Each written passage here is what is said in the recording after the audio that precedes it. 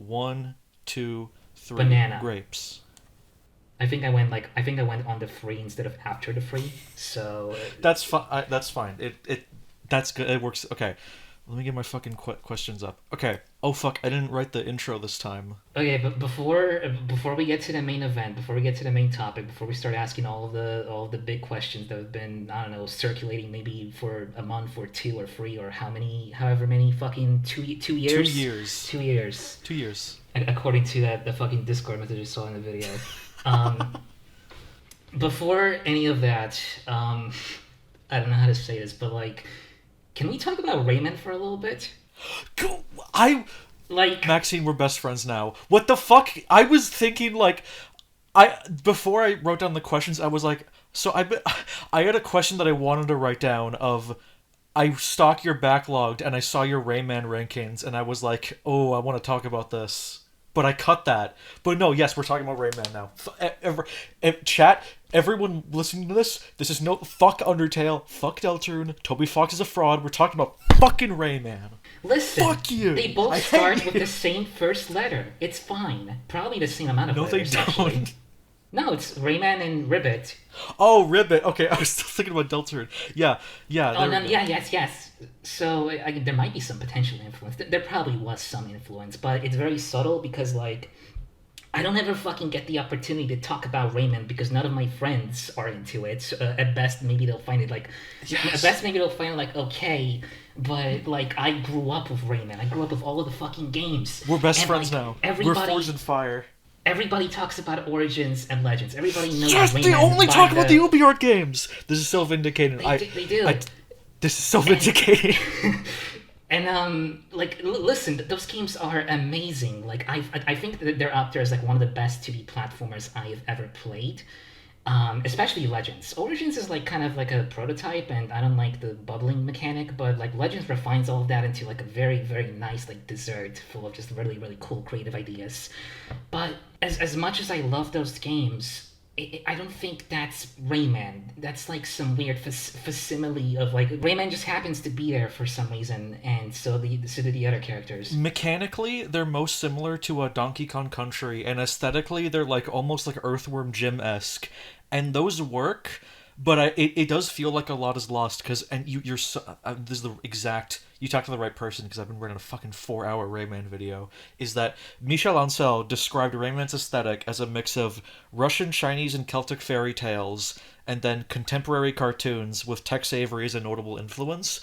And there's also a lot of surrealist nature within the aesthetic, and I think that like they rely too much in being wacky now, which it kind of feels like it's the difference between classic like 40s to 60s cartoons and then like the kind of like new age like gross out Ren and Stimpy stuff for Origins and Legends.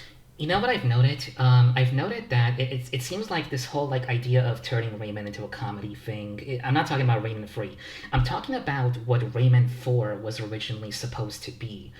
I think I recall a certain quote about like Michelle Ansel wanted to turn Rayman into a kind of like a Monty Python skit, Really? or something along those lines. It was something like a weird, like a comedy, like spy thriller, or something along those lines. So it seems like the idea Rayman was always kind of like an experimental thing that like never really succumbed to one particular tonal style. Rayman 2 is different from 1 and 3 is different from 2, and it just keeps going. It's almost like Rayman is a vessel for other ideas that can take any form, any art style, any visual tone. There is a lot of consistency within the original trilogy, specifically 2 and 3. Like there is a lot of people talk about how like oh Rayman changes every single game, but like there is a decent amount of consistency. Like how in 3 specifically the bad guys are now like an evil version of the Lums introduced in the last game. Andre's trying to break the heart of the world like the fucking robot pirates did. There's a called like you use your tongue like in Rayman 1. There's a lot of like Rayman 3 really is like the canon welding game that probably would have made a lot more sense if they made Rayman 4. Canon welding. Oh fuck. Do you use TV tropes at all? Most embarrassing question I've ever. I saw your page. In fact, I believe that was the very first time I discovered your name because I was on. Occasionally, I look up Ribbit on Google, as embarrassing as that is to admit, and Oh, sometimes things will pop up, and that popped up once. And yeah, it's funny because you know how I learned Ribbit. You know how I learned about Ribbit. I learned it because I was looking up the through the tropes. yes, it was looking up the stealth sequel page, and someone said this Deltarune mod is a secret sequel to Manos: The Hands of Fate, and I was like, whatever this is, I'm playing it now. Whatever the fuck this is, I gotta see this because this sounds like my thing. And 2 years later, I'm fucking making out with the creator talking about Rayman. Yeah, just Rayman specifically. Sorry if we don't end up talking about Ribbit in general on this podcast. Just warning you right now. Anyway. Timestamp 40 minutes in. So what inspired Rivet? And then the video ends like a second after. Oh, that'd be so mean. But there's actual stuff I want to talk about with Rivet, so we'll get there. Anyway, I need so I need to like set a chronological order here, and we can kind of like tie my experience with Rayman 1 alongside my experience with video games in general. So let's do like a little bit of an origin story. Ooh. I live in Poland. I don't know if this got caught in the recording yet, but this family is kind of poor in terms of money spending, and it always felt a bit behind the times when it came to catching up on consoles. So for example, it's like the early 2000s, like maybe 99, 98, and we're still using an NES as our primary console of choice, which I believe in Poland, we used like a bootleg of the NES console. It was called the Pegasus instead. And that was like the common name that I kept seeing on like online communities in Poland. So that was kind of interesting. I don't know how that caught on, but I guess it was just like, it wasn't just a name, but it was specifically like its own version of the NES console that was called that, and it just caught on as the official thing in our country. But yeah, so we had the NES, and then we upgraded to a PlayStation 1, and I believe my earliest memory with the PlayStation 1 is just like watching my brother play, and he was playing Crash Bandicoot 3, and he got to the Dingodile boss fight. I think that's the second boss fight in the game, and I think there's a third one, because you learn the Death Tornado spin there. No, you learn the double jump. No, I think it is the second one. Yeah, it's the second one, probably. And, you know, I bring up this memory because, like, fucking... Sorry if I hang up like this sometimes. I do have like, difficulty speaking sometimes, but hopefully I'll get through this fine. The memory is centered around those little like cutscenes that played before the boss fights, and like some occasional levels where like the big talking heads talk to you in like the blue portals, the lightning striking around it. And I remember those things scaring the shit out of me. Those things were fucking horrifying. That sticks with you, right? And it's like very evil people that threaten you in a language you don't understand because you don't know English at that point yet. Oh, yeah, they are speaking like to you. They're speaking like evil ancient tongue, and they're just like in the void. So it might as well be fucking Latin chanting, summoning the devil into the room to me. So I ran out of the room like in that kind of shit. But yeah, so PlayStation 1, and that was kind of the console of choice for the next like 9 years of my life until 2009. Oh, wow. We had a PlayStation 2 very briefly. I had a demo of Ratchet and Clank, which I played religiously, so I got to very intimate terms with the Metropolis and the Blackwater City level, to the point where I know those songs just like constantly. I think about those songs all the time. I use those songs as like a work playlist. The reason why the PlayStation 2 lasted a very brief amount of time is because my brother gave it away to a friend, and I was under the impression for like the next like 15 years of my life that that friend just kind of stole that console. He never gave it back. But my mom clarified, apparently my brother like gave that thing away free of his own volition, and there was no expectation of giving it back. So that was like my only chance to like stay relatively in touch with the fucking gaming community at the spry age of 7-8 years old. And that was kind of a running trend. Even with me having the PlayStation 1 console, my childhood life was a constant stream of games getting lost for the most insurmountable of fucking reasons. Aww. So, and it was all the good ones too, leaving me all the really shitty ones. So I had Spyro 2, for example. And I ran around the Summer Forest Hub World for just like forever. That was like the only level that mattered to me because of like the amazing, like relaxing music that played during that level. I don't know. Have you played Spyro 2? It's been a long time because okay, I can talk about like this is mostly about you, but like I was a PS3 kid, but I also was a MacBook Air where I just downloaded a bunch of emulators kid. So I Oh, played just fucking everything. So I played a little bit of Spyro, but it's like it's something I want to get like really sink my teeth into at some point. That'll be a trilogy to stream. I'm gonna play the original PS1 versions because I'm an asshole. I don't like remakes. yes. You know, no, you are not an asshole. Look, I like the remake, but it's not like the ideal version in my head, right? So it was never going to be. It's an unreasonable ask, but I want to get into that later because I do want to talk about Spyro at some point. Um, for now, he's gonna keep going. So Spyro 2, I had Rayman 2 for the PlayStation 1, which like some people will tell you that's like the worst version of the game. It is, but it works. It's not. Also, the final boss is like way better. Is the final boss different? Because I genuinely, Yes. I became the Joker when I haven't I never beat Rayman 2 as a youngling. I only beat it while making the Rayman video, and I realized like this is the worst final boss I've ever seen in my life. Yeah. Who the fuck designed? You're like flying in like a pants-shaped underground tube system. Yeah. And like shooting Razor Beard so his like dumb little robot's hands like slip and he falls in the lava. Oh no! And it's like, do you think I'm a child? Rinse repeat for like 6 times, and also if you get hit once, that's it. Start over. That's, and if your health runs out, you gotta start the first phase again, where you just shoot bombs at him. Oh yeah.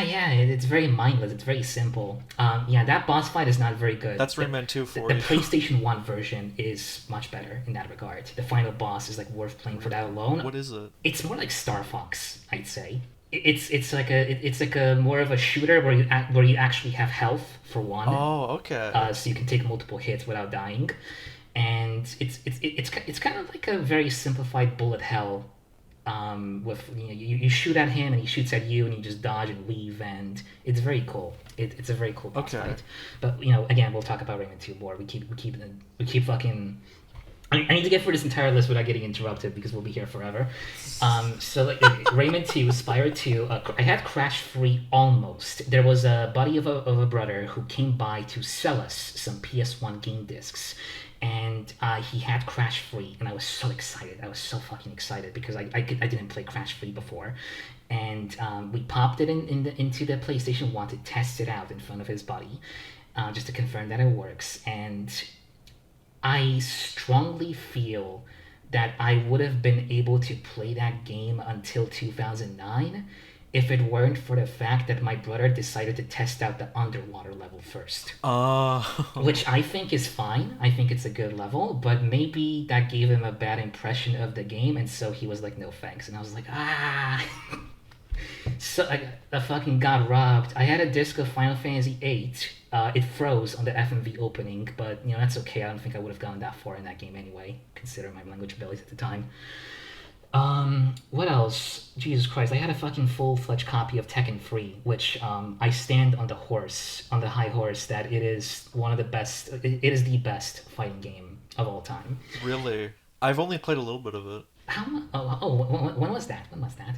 That was like, I think I was expanding my PS1 library, parentheses, pirating, and I was like, oh yeah, everyone talks about how Tekken 3 is like one of the best fucking fighting games, I should get it, and I played a little bit of it to just like check it out, and I was like, this seems cool, and then I just kind of went to something else, but it is something that I'd like to get into at some point. I'd say if there's any Tekken game that needs to be played, it's that one, I'd say. Really solid soundtrack, same guy that composed Drakengard. The PS1 version anyway, because the arcade soundtrack. Drakengard. Is it Drakengard or Drakengard?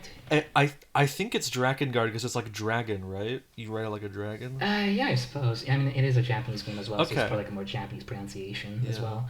Anyway, so Tekken 3, really good game. Lost that one too, but then mysteriously enough, my mom was vacuuming the room one day and she found another Tekken 3 disc underneath one of the drawers.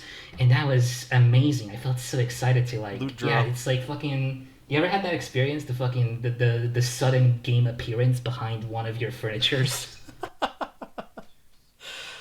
Oh, probably. It's been. I'm gonna be real with you. I don't think I've used a physical video game in literal years because I'm like most of my consoles are in. All of my consoles are in storage now, and even then, I'm an emulator kid. I like when I had my CRT. I was like, I never need to use a console ever again. I had to throw out the CRT though. I'll get a new one Anyway, the end of that story is that that was actually a demo of Tekken 3. So when I popped it into the PlayStation 1 and found that out, it's like only two characters. Fuck. You can play as Ling Xiaoyu and you can play as Eddie, which is like the beginner character. You press buttons and cool shit happens.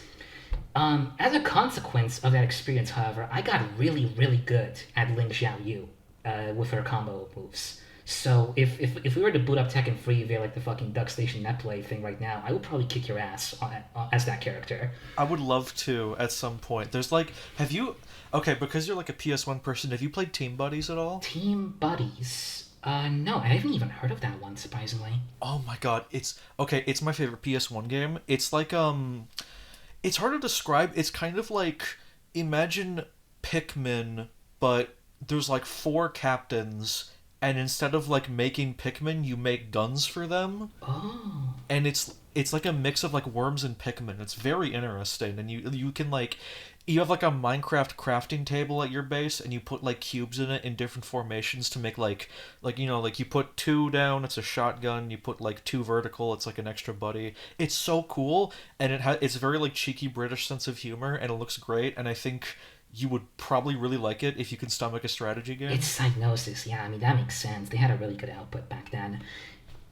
Yes, Psygnosis was so good. They made fucking Lemmings. They made Adventures of Lomax. They made like Wipeout. Wipeout, yes. They made the Discworld point and clicks. I occasionally still come back to Wipeout XL, the one that's sponsored by Red Bull, which is what we're not sponsored by today as well. Sponsored by Red Bull. Yeah, it was sponsored. It was all over the place. It was all over the banners, on the loading screens, just everywhere. That was funny. But the problem with Team Buddies, however, is I'm actually not much of a strategy person. Oh. I tried Pikmin once, and I got my ass kicked so hard on that one that I got severely discouraged Aw. by just the rest of it.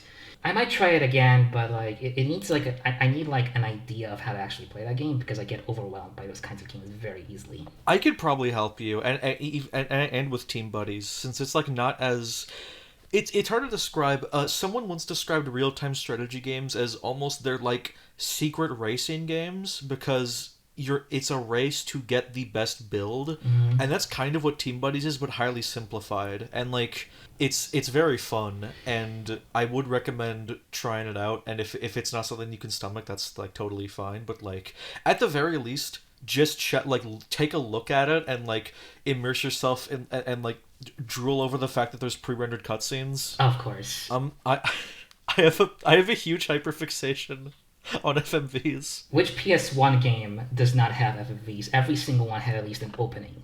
And if your fucking PS1 game did not have an Crash. Well, they almost had an FMV opening. They had that like scrapped cartoon. True. So they got there. They almost got there. But I guess they wanted to emphasize the whole 3D element of it, so they didn't go with it. There's a joke. There's a joke in the Rayman video where it's like, because Rayman 1 starts with the pre-rendered cutscene and Rayman 2 doesn't, and so when Rayman 3 starts, I go like, Rayman 3 starts with a pre-rendered cutscene, and it shows a tier list where Rayman 1's an S and Rayman 2 is an F, and I put 3 in S tier. I think some developers were concerned with like some people wanted to be like really impressive by like making their games entirely undependent on FMVs. Like it's all in engine, it's all real graphics, no tricks or illusions here, and that's what made your game really cool back in the day. Like Shenmue, for example, was of that similar breed. Very, very dependent on the real-time graphics. It's a horrible game, but I kind of love it. Which is kind of par for the course for a bunch of games I've been playing lately. Ain't that the story of my life? So the whole point of the entire story we've been constantly fucking distracting ourselves from is that it's a lot of things came and went in my life, but primarily in terms of video games. And by the time the war was over and everybody has fallen, the army of video games, of the really cool video games has fallen. You know, my friend has an Xbox 360 of GTA 4. My other friend has like Crash Bandicoot 2 and 3 and like a bunch of other cool shit of like an incredibly sweet mother, just the sweetest. And the casualties have spread, and all I'm left with is Crash Bandicoot 1 and Rayman 1. Oh. Two games. Choose which one to play every single day for at least 4 years of my life. Oh man. If Now, if there's any game as a kid that you can like spend 4 years on, it's definitely the first Rayman. oh god, and it was so like if I had literally any other choice, I might have not been talking about Rayman nowadays because I feel like the very first couple times I played Rayman 1, I fucking hated the living shit out of that game. It was a miserable, miserable, difficult experience that like got me to like really grip the controller in ways I never gripped one before. Just a kind of handshake that would like break a person's like bones. We're talking that kind of grip. But you know what? You don't have any other choice besides Crash 1, and Crash 1 is also really pissed me off in a lot of ways. But skip forward 4 years, and I'm playing those games and effectively beating them like within 3-4 hours every single day of my life because I have achieved a muscle memory, and I still retain some of that muscle memory to be really good at those two particular games. And that's why I'm going to defend them for the rest of my life, even when Backlogged is talking shit about them on a daily basis. I just need to not read reviews on games I like on Backlogged. I'm not emotionally prepared for like people to go like, I tried Rayman 3 and it didn't I got annoyed at Murphy and so I didn't like the game anymore. Just so many like, it's okay, it's whatever, and it's like, bitch, I need something that's okay, and I need something simple. I need something simple in my life, and it feels like half of Backlog treats simple as like a criminal sin. Like it's something that's like, a game should be always more complex and detailed and that's what's gonna make the good experience. God, it's something I'm kind of passionate about. Maybe I should calm down a little bit. If there's anyone in the world that will understand getting way too angry about video game opinions, you're talking to the right person. Give me like, out of just the 5 main games, give me like top to bottom Rayman tier list. Oh, jeez. Okay. Well, I think Rayman 3 is more fun, but Rayman 2 appeals to me more aesthetically. I get you. It's already a bit of a tie. I think both games are great in their own ways, but like, I think Rayman 1 would be below those two at least. So that's okay. Let's start over. So, Rayman 2, Rayman 3, Rayman Legends, Origins 1. That's really interesting. And Rayman Teaches Math. Ribbit teaches. Oh my god, that'd be a fun stream as if I played the fucking educational Rayman 1 games. I haven't actually played those, and there's like the fucking PC version which like shuffles around the cage locations a bunch and like changes the level design, which I can't get that thing running on DOSBox, so I wasn't able to like get it running at all. There's Rayman Gold, which is like a bunch of fan made levels.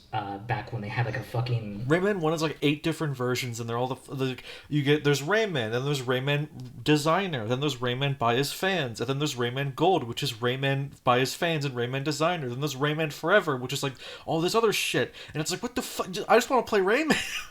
There's like so many different versions, and there's also like I could also count Rayman Atari Jaguar as its own version, which is like the Rayman prototype. Yeah, it feels like an incomplete version of Rayman in a lot of ways. Jaguar's crazy. It doesn't have the soundtrack, which is like, why the fuck would I ever play Rayman 1 without the incredible soundtrack? It has like a facsimile of the soundtrack, but that's it. And also, you go into the fucking music world, and there's no ice physics whatsoever, and it's like, it just trips you up so much.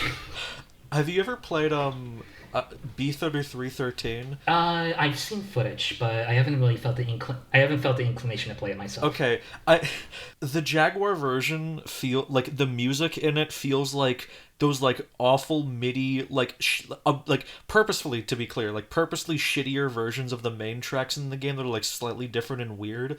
Like there's a version of Cool Cool Mountain in that is like dee dee dee dee dee dee dee dee. It's like more like Bob on Battlefield, and it's like this is fucked up and evil. That's what the Jaguar soundtrack sounds like to me. Is that like you can sometimes hear the same melodies, but they're like weird and different. Have you ever heard the my favorite song in like probably all of Rayman, at least like top 10, is an unused prototype song that I think got discovered fairly recently, like a couple years ago. Let me send you it. I mean, there were the fucking like the Japanese demos for Rayman 1, but and I think there was some unused music like for the Hub World. This one. Oh, that's Rayman. Oh, that's Rayman 2. It sounds like it was made by Remy Gazelle, who did the one soundtrack, and like it's fucking beautiful. And it's like, fuck, why couldn't the 2D Rayman, why couldn't the 2D Rayman 2 be real? They were gonna use such a fucking cool idea. Okay, did you know that they were going to like the Rayman 2 prototype that you can play on the PS1 version? There's like they do a really cool thing where everything in Rayman's world is still like the same art style as 1, but all of the robot pirate stuff is like pre-rendered 3D. So it's like a specific like stylistic distinction between like the evil robot pirates and Rayman stuff, which is the coolest goddamn thing ever. It's so cool. Just like the Mother Spawns. Do we talk about Rivet now? Is that the segue? No. We're going to talk about Rayman 2 now. Okay. Rayman 2 is a really cool game. It's like I did a little bit of research on it beforehand, and it made me really appreciate how much it did, because if you look at the cutscenes for it compared to two games with much better story around the time, Deus Ex and Metal Gear Solid, the cutscenes look like shit compared to Rayman 2. Rayman 2 is incredible looking cutscenes. The cinematography and animations are like genuinely incredible for the time, and there is like a lot of really smart and well done little moments of story of like establishing things without telling you directly. Like you walk into a room and there's a bunch of dead robot pirates, and you see Clark in the center, and Rayman goes, "Oh wow, they only sent 20 robot pirates? Yeah, no duh, Clark like broke through all of them." And that immediately establishes Rayman and Clark are good friends, and Clark is a big strong guy, and Rayman knows this. And then Clark immediately establishes his personality by being on his deathbed and asking Rayman if he wants to arm wrestle. He wants to arm wrestle with Rayman, the guy with no arms. Well, perhaps they're there. They're just invisible. I mean, probably the fucking nerve... Like Homestar Runner? The nerve tissue is probably still present within Rayman. But it's not. He can extend them out in certain places. Yeah, you're right. Maybe that's not correct then. Kill this woman. Kill her. You know what I think? I think between Rayman 2 and Beyond Good and Evil, two really excellent games in their own right, I think Michelle Ansel is like absolutely a communist and just wants the government to be overthrown at every opportunity. Both games are about like a fucking evil like fascist like group taking over the world and like controlling like the fucking community of people, and like they're all about just like overthrowing that. It's all about overthrowing like a higher power. Yeah. But especially Beyond Good and Evil, it's very much more. It's much less subtle about that kind of thing. Yeah. And maybe that's like part of why I enjoy his games so much. It's because you're a fucking comic. A little bit, maybe not like an extreme one, but like I would say I fall within the category. I don't consider myself a communist just because I don't like do enough research to confidently go, yes, this is the right answer. I just know that if we're doing capitalism really badly, and I don't feel bad. I don't feel like anxious about saying that, because if you're listening to a fucking Ribbit interview, then like you've already taken the pill, man. Like who's listening to this that isn't an anti-capitalist except for that like one weird guy making the anti-woke Ribbit mod? Oh my god. I love that guy. I love that guy. I want to interview that one guy next. I think I don't. I think this is now the only mention of that guy. Let's move on. Yeah. Okay. I'm not very knowledgeable on things. I'm not very knowledgeable in politics, but I do hold fairly firm beliefs that capitalism is bad, which I don't think is a very controversial take, but it's also not it's a surprisingly not it's not a majority take. It seems like a 50-50, which in itself is kind of fucked up. And this is the kind of world we live in now, and it's just bad. Yeah, I don't have too much to I don't have too much to contribute about it other than like the most basic views. Yeah, we don't have to get into that. We can keep talking about Rayman. Yeah, sure. Fucking. But what I was gonna say about Rayman 2 is that it is an extremely well told story, but it is also the most like generic ass video game fantasy plot in the world of Yeah. oh, the big mean industrialists come and Rayman has to save the day by collecting the 4 fucking things, and then whoa, there's a wise mentor in Lee, and like there's the big dumb guy that's strong, and you gotta the fucking Rayman almost dies, but then he comes back, and it's like wow, It is. I've never seen this before. I'm being so mean to a game that's really good. It is the most generic ass thing, but it's a very well done generic ass thing. Yes, that's exactly what I say about it. A lot of that is saved by the art style, the presentation, and the overall just feel For of that sure. game. The music is like God. I can't believe that the composer behind that game like composed that game and then just kind of fucked off. I don't know where he is. That happens so many times. Dude, Remy Gazelle like made one of my favorite soundtracks of all time and then disappeared just from the entire industry. They always Michel Ancel has like a surprising knack for finding the most obscure composers this fucking side of the earth, and then he like works with them once and they compose some of the most memorable like iconic nostalgic music you can think of, and then never again. Then they like I don't know, maybe disappear, maybe they release like one more album somewhere, maybe like 15 years later. And, you know, same goes for Rayman Free. Dudes fucking composed the 300 hours. They composed like 300 pieces of music for Rayman for like a 5-hour game. And they're dynamic too. Dynamic, and like there's songs where like if you just like hang around in a single room for like 3 minutes, the song still keeps going. Yes. And you wouldn't be able to hear that if you kept going because the music changes like every 5 seconds in that game. It is crazy. There's like when you're in the first level of the Fairy Council and you like hit the switch, it plays a song called like Under the Starlight that is so fucking beautiful. And if you just run right to where the game tells you, it plays for like 8 seconds. But like it is a full 5-minute song. Yes. I remember in particular there's in the swamp. I'm not gonna be able to like hum it or like beatbox it to you. It's like it's the area of the really giant leaves that you stand on. Oh yeah. There's like a little beat, and as you stay there, the song starts switching into like very like dramatic strings, and then that keeps going for like 2 minutes, and I was stunned when I was like I don't know 12 years old, and I just sat there and I was like, oh my god, how much music in this game. It turns out a lot, so much, and it's genuinely impressive stuff, and it's very I have the soundtrack downloaded, let me check. Rayman 2 soundtrack is more magical, but Rayman 3 is more of like a trip-hop influence thing, which makes sense because if you look up the artists and you look up what they did before, it's all very trip-hoppy kind of stuff. It's very cool. And this is like a kind of like a weirder take on that of a lot of like different weird instrumentation that like I just don't see done ever so cool elsewhere. Fucking the snowboard race theme saved my parents' marriage. That's one of those things that I keep fucking saying. I keep saying about good things that they saved my parents' marriage. I kind of for a second thought you were serious, but then I realized.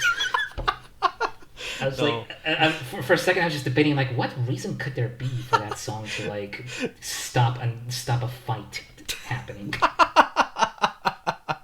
I mean, honestly, if I was getting really angry at somebody and that theme just went on, I'd be like, all right, I gotta groove the fuck out to this. This argument's like done. I'm fucking. Everybody fucking stops in place when the fucking magician theme starts playing. Yes, the hoodoo theme. Hoodoo theme, right? But that's like the very like typical like choice when people talk about Rayman free music. Yes.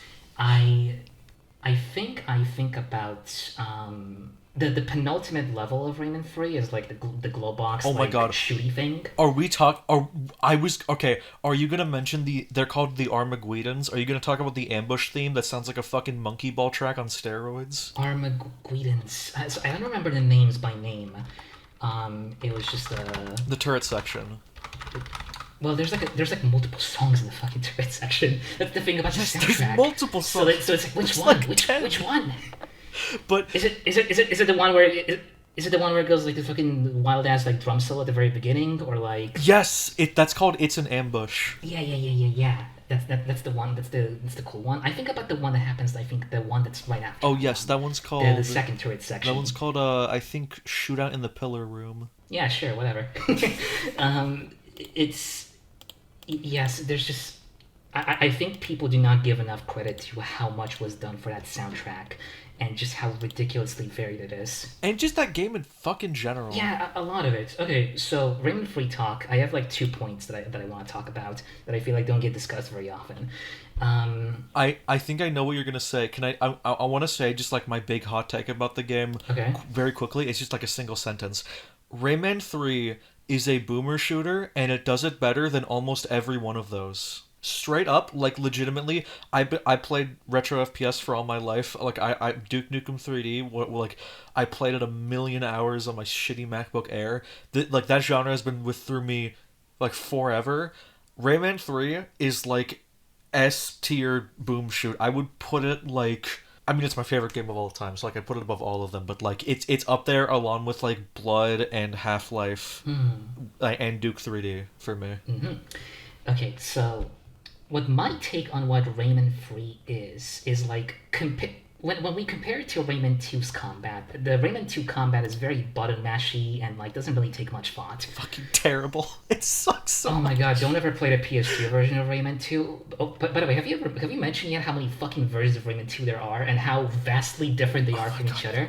It's so insane. Yes. You can play like a fucking each version of Rayman 2 like pre 2002, and you'll get a vastly different experience in many ways. But like I would say save the PS2 version for the last because they do some fucking things in that combat that just do not work very well. Anyway, so Rayman 2 has that kind of combat. Rayman 3 has what I would consider rhythm game combat. That's interesting. So here's the thing. And this is a call out to all of my friends that have played Rayman 3 in the past and have played it wrong. So, Rayman 3, in the Fairy Council level, that's like the third level of the game, it has a little tutorial sequence where it asks you not to just punch, but to arc your punches in a rhythmic manner. Yes. So you have to go left, right, left, right, left, right, and so on. And then it reinforces that through further like attempts. It really wants to drill into your head that this is how you play the game, and this is how you play the game most efficiently. Yes. So my friends are taught that moment, and I'm observing them via Discord call. And then they get to the fucking forest level, which that's when the game really begins. And the lesson of left, right suddenly turns in their heads into left, right, left, right. It turns into like incessant button mashing, which like it works, but it just doesn't feel as good because like you can see that the enemies And it isn't efficient. you can see that the enemies are like eating up your shots if you spam them. And I feel the best way to play Rayman 3 is that sort of rhythmic pattern where you alternate like in a very like methodical kind of way. And that's how you're gonna get the most out of that game. And if you play it like that, if you play the left, right method, then it's gonna feel a lot more boring. I feel it's gonna feel a lot less satisfying. It's gonna feel like Absolutely. the hit feedback is gonna get worse, and then you're gonna blame the game for it. 100%.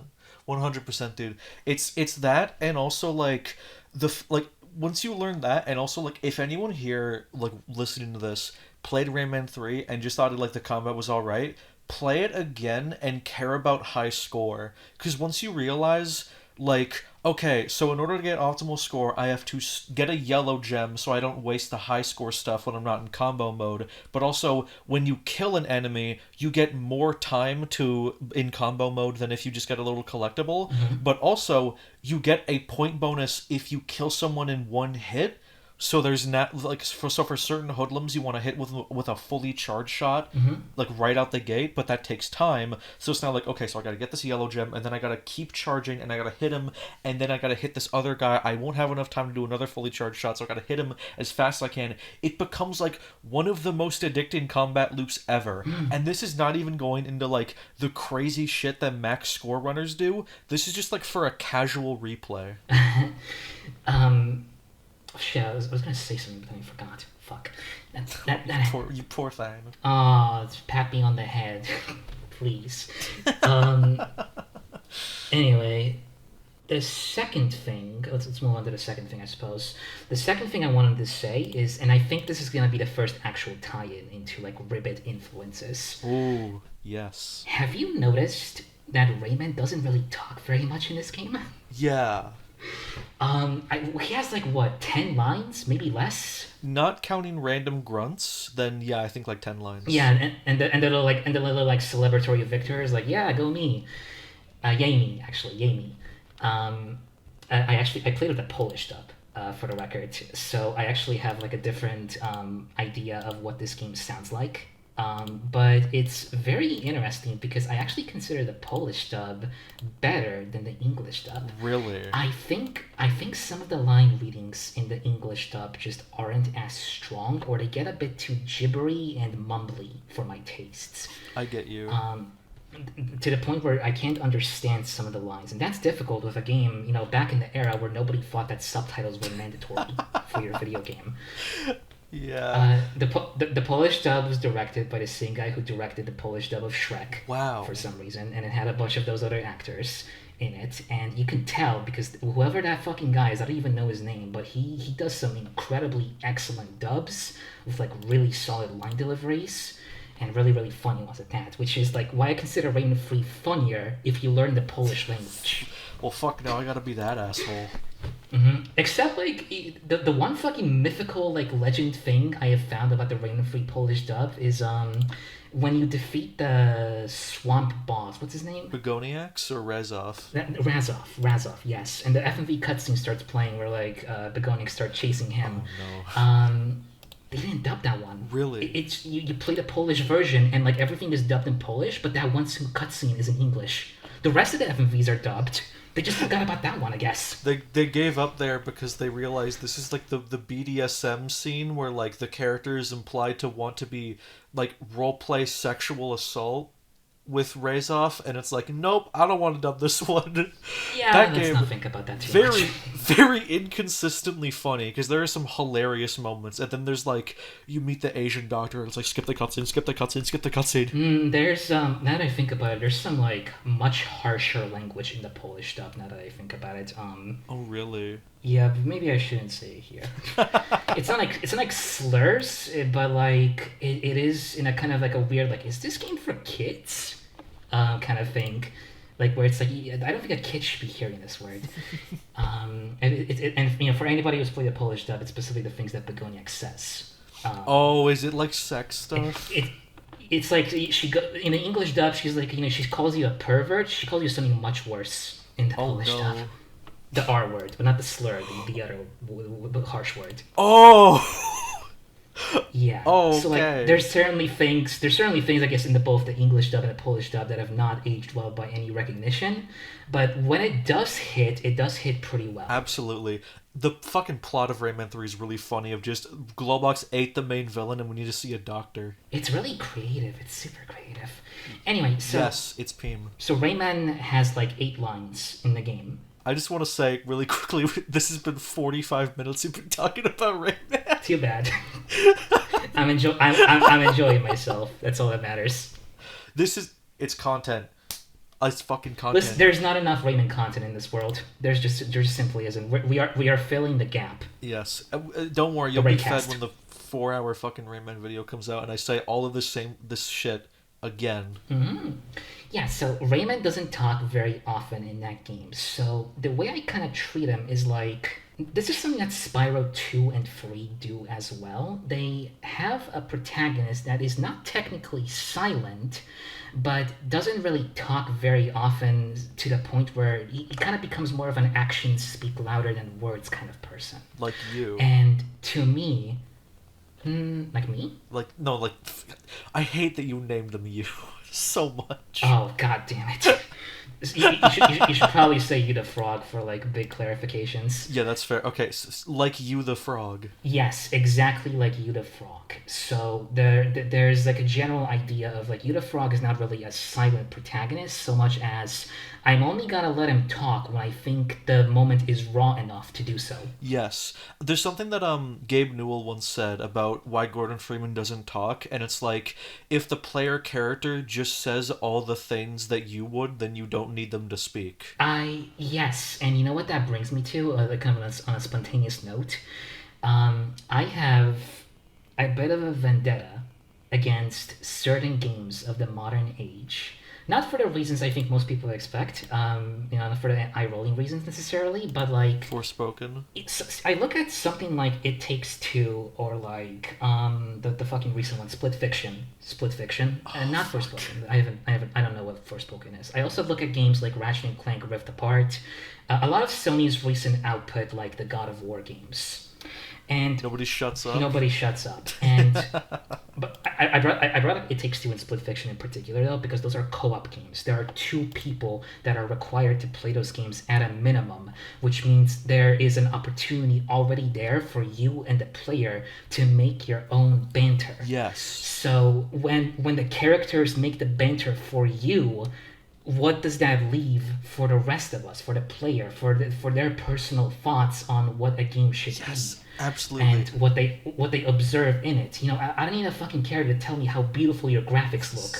I'm gonna remark on that if I feel like I'm inclined to do so and not when you prompt me to, please. Rise of lyric shit. Yeah, horror games can also suffer under this trope a lot. I can name The Medium and Amnesia Rebirth as one of the prime examples that shouldn't be doing this trope. They shouldn't be having characters that talk because that gives like a kind of a comforting teddy bear towards yourself, right? You can hold something tightly and know that there is a character you can relate to personally, and that character can always like give you some words of comfort whenever you're feeling too nervous or anxious.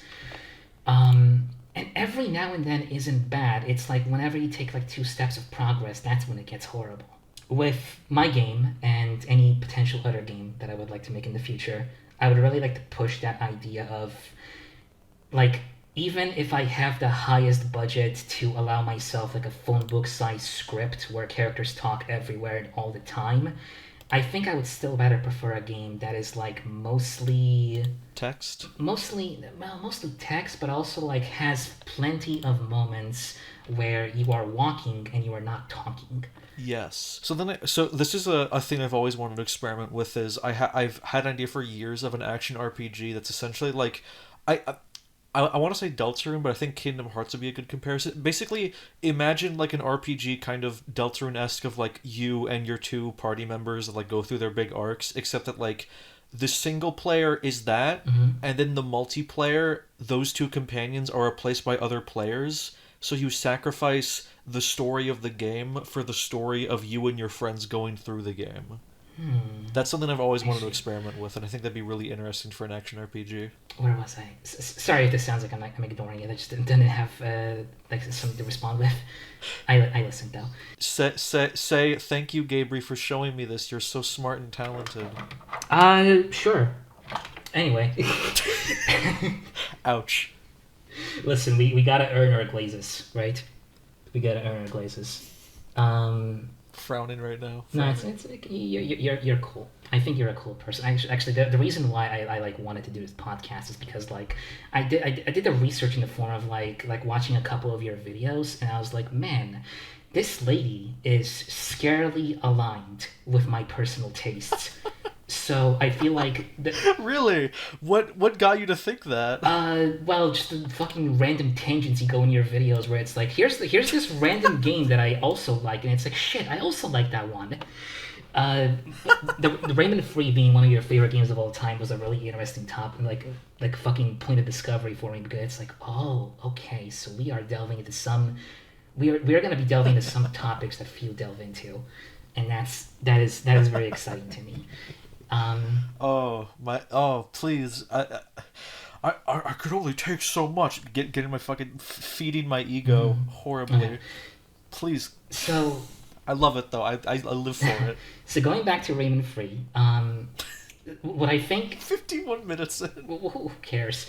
We have half an hour and like 3 more hours to go. We've got time for at least 2 hours of Rivet, I'd say. So that should be enough. Yeah, I mean, I can go like literally like forever, basically. So it's not like I have like a time crunch. So Rayman Free, I guess just wanted to point out how what I think was particularly cool about the almost silent protagonist approach is like a lot of the characters in Rayman Free do the talking for Rayman. That's why he doesn't speak often, right? Glowbox is there, Andre is there, other people are there sometimes whenever Glowbox disappears. But what's really striking about that approach for me is when you get to the final area of the game and Glowbox just completely disappears and nobody comes to replace him. Yeah. And I found that I found that made the level like significantly more threatening as a result. Also because the music is like fucking incredible. Oh, it's crazy. That final area, like the music really goes hard and it gets like really really threatening. And there's like these little like weird like reverse like voices like playing in it. Yeah, there's like groans in it. Yeah, whoa, like that one. I know exactly the one you're talking about. And it just becomes such a threatening change of pace that it like really really helps sell the finale of that entire sequence. Yes. I was very much in love with that idea. So the way I see it, writing is about not just the right moments to say something, but also the right moments to shut the fuck up. Yes, I've been saying this for fucking years. Is that writing for video games is not just like the dialogue. It's like, okay, for this scene I need this to happen and this to happen. Like I get driving up the fucking wall when it's like people talk about like The Last of Us made video game stories real, and it's like, no, you need to appreciate the story of Wario Land 4 before you get to appreciate the story of The Last of Us. Fuck you. Because so much of the story of a video game is you playing it. You are the protagonist, and the emotions that the levels provoke is the story. I talk about this all the time. Donkey Kong Country 1 and 2 are excellent stories because they have so much atmosphere and mood, and like there's so much to like you think about. Yeah, because the story is also partially fueled by your own creativity and imagination regarding what you can make out of what you're seeing. Yes. It's also it's your experience that fuels how good a game can be, how engaged you are in it. A game isn't gonna like automatically engage itself for you. It's your job to like find what makes it interesting. It's gonna give you a little bit of a nudge, but there's no guarantee that you're gonna. I don't know what I'm talking about. I feel like I've kind of fucking drifted off a little bit. I feel like I am onto something though. It's just a little bit muddled. Needs to be done in writing a little bit. If I can if I can segue it, is that there's something that's why I wanted to make sure that like I showed off so many of those fucking stupid little gags in Ribbit, is because that's so the fact that like you can press a button and the game calls you a fucking idiot is so integral to the story, because something I really appreciate Ribbit for is that you really have to front load the game with repaint-esque. Do you actually know what repaints are? Do you have any experience with them, like game repaints? Yes. Okay, cool. I guess that's going to be introduction regarding like partially Ribbit was made because there were like 3 repainted projects happening all at once in 2019. And Ribbit beat all of them in terms of quality. I really, really just wanted to do something that was different from that. I really wanted to like show people that there was more opportunity beyond just a meme mod. Absolutely. And that's not to disparage the idea, and that's not to disparage like the ideas of meme mods. I think, if you want to do it, feel free to do so. I'm gonna laugh and I'm gonna enjoy it, but like, do other things as well. You've got these huge fucking modding tools that allow you to modify the entirety of the game's code. Yes. Do this. Do something weird. Do something that feels more like you, not like what Toby Fox does or whatever. I love Toby Fox. I love Deltarune. I love it in all regards. But Deltarune modding can go so far, and Deltarune just like fan work creation can go so far beyond just trying to adhere to what Toby Fox does. Absolutely. Personally. Do your own shit, do your own take, do your own spins, create your own identity, because you've only got so many years to do so. You might as well spend the next 7 years of your life working on your fan game.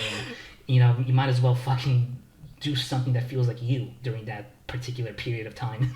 Absolutely. And like, I was it intentional to like I think it was very important of Ribbit to start with complete stupidity and front loading it with a bunch of really like repainty gags in order to make you think you know what you're setting in for.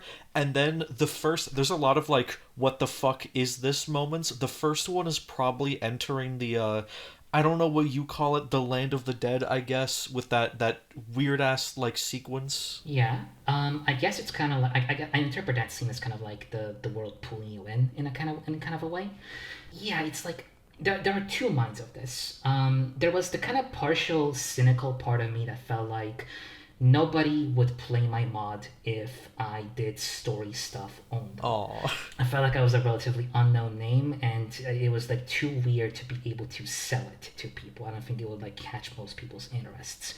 So I felt like I had to like partially start with a meme mod approach in order to like interest people and then kind of like ease them into the story stuff.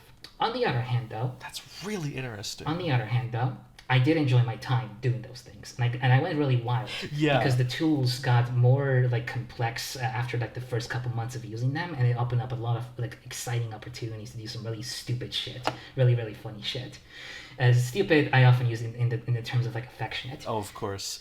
I mean, you don't make the fucking whole Space Channel 5 pastiche as just cynical, alright? That comes from a place of love. Oh yes. Fuck, where was I going with this? Give me like a second to like catch up. We can like cut this out if it's like taking too long. Of the two minds, there's the cynical part, but there's also the affectionate part. That's like, I have a deep affection for the particular trope of a game that starts out lighthearted and ends up dark by the very end. Yes. I think Doki Doki Literature Club was a partial influence in this regard. Oh, yeah, I can see I'm it. sure there were plenty of others in that similar boat that I also got super influenced by. That also kind of started out very like lighthearted and like trying to like lie to you, trying to trick you that there's nothing to it, but then it reveals a lot more than you think. Yes. So that was like my favorite trope. It still partially is my favorite trope. So that was the kind of mindset I went within. I wanted to surprise the player at every given opportunity, and raise the stakes continuously until the mod was unrecognizable from the first half. Yeah. I love that. And I think you did a really good job of that. And, like, I guess I can finally use the fucking questions I wrote down. Because, like, we talked about Rayman for, like, 50 minutes, so I don't have to say, would you like to explain yourself? No, this is Maxine. She made Ribbit. Everyone say hi. Fucking... Okay. Hello. My question... My first question is, what inspired Ribbit and what matches its freak? Oh, okay. So prior to this call, over the course of an hour, I whipped up like a quick list of like the biggest influences. And I'll start off with Sam and Max. Have you heard of Sam and Max? Have you experienced Sam and Max? I have friends that love Sam and Max. I started playing the DOS one, and then I got lost. But it's on my list totally. Yeah, okay, so by my reckoning, there is only a single Sam and Max thing that everybody's experienced, and it's Hit the Road. It's the DOS game that you're playing. It's the fucking one that everybody talks about, and I generally like Hit the Road, but I don't fuck with its like puzzle design. I think it's a bit too obtuse. It's one of those games where like you were meant to be playing it for months trying to figure out what to do, and it just wasn't like my cup of tea. See, I grew up with Sam and Max because I think it started off with Homestar Runner. I was watching a ton of Homestar Runner, so that's another thing I mentioned you talking about in the videos, and I was like, shit. So that Homestar Runner is another topic, and Homestar Runner received a Strong Bat game by Telltale Games, and this was... I see where this is going. And this was back before Telltale Games completely fucked itself because of its stupid-ass CEO deciding that Walking Dead Season 1 was so good they should make 15 more of those.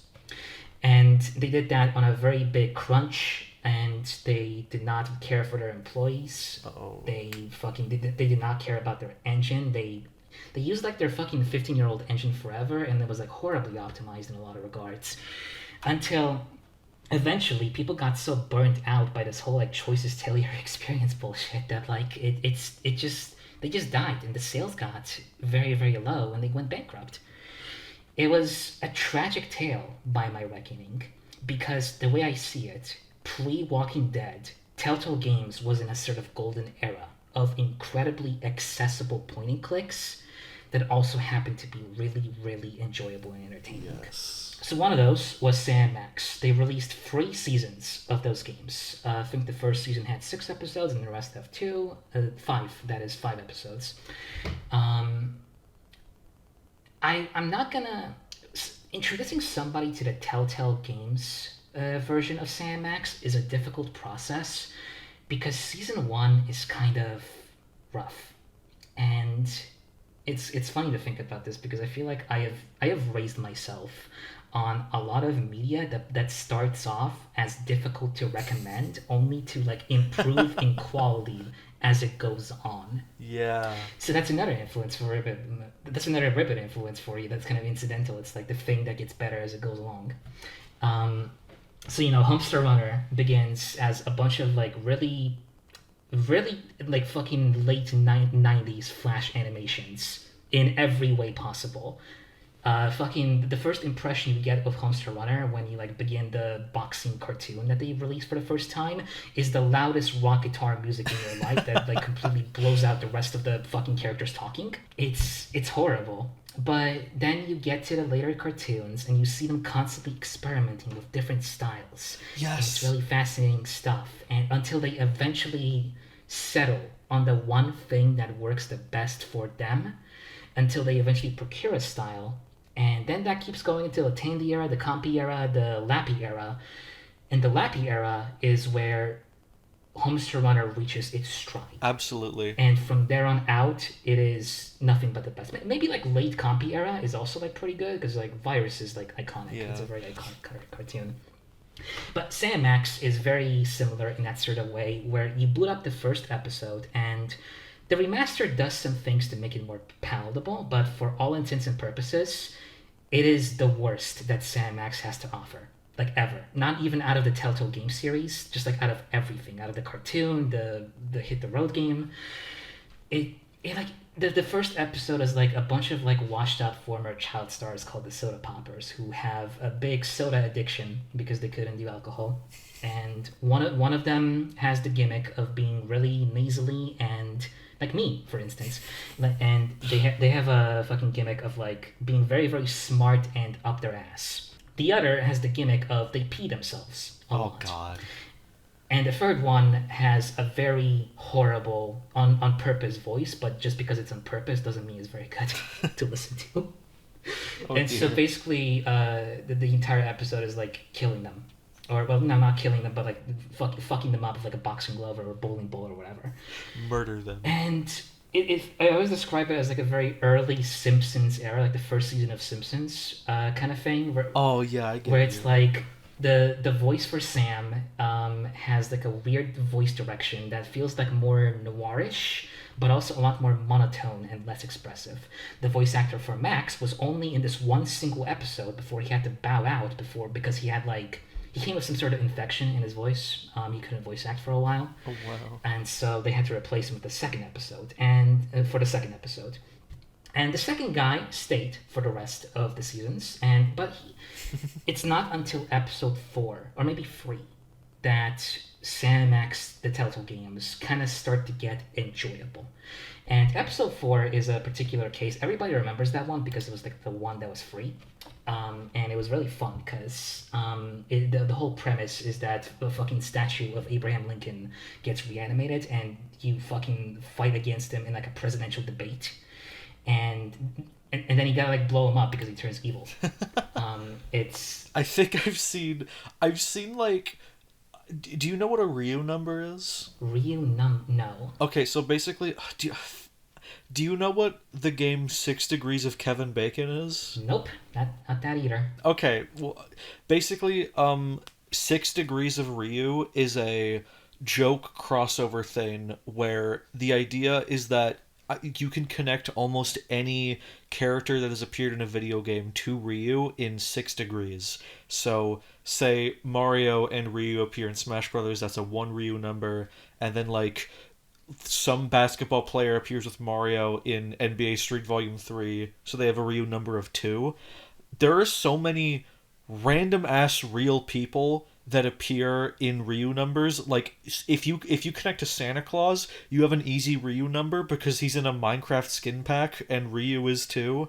Um and I see so often like Amelia Earhart appears in Civilization 5 and Sam and Max, and it's like, what the fuck is this? Oh, yeah, she totally does. A bunch of other fucking like missing people. There's like an entire episode where like fucking it turns out that every missing person from like the last century has ended up on Easter Island. It just kind of stayed there. They just didn't feel like going back.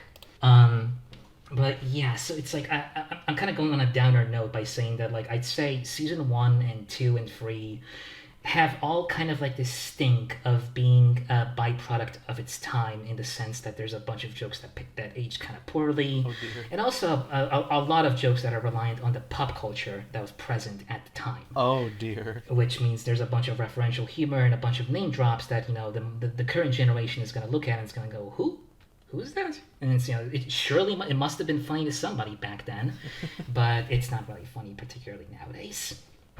But see, the thing that fights back against all of these problems are two things. One, in terms of its story design. I'd say Sandmax is a very absurdist and mean-spirited series of games with two mainline characters that, as much as they are a menace and a horrible menace to everybody around them, they really love each other very much. That's beautiful. I'm sure you've probably seen the Sandmax Game Moments video at some point or another. Like, at least it popped up on your fucking recommended. Probably a few years ago, I mostly just like will randomly see yaoi of them on Tumblr and I'll be like, yep, that's them. Yeah, like listen, the game doesn't talk about it often, but it makes it kind of obvious. Like, yeah, these guys are pretty gay for each other. They're really good friends, and Sam likes Max very much. His whole catchphrase is "You crack me up, little buddy," and Max is like a complete sociopath. Disregards everybody and everything, and wants everybody dead except Sam. Sam is his best buddy. They're both best buddies.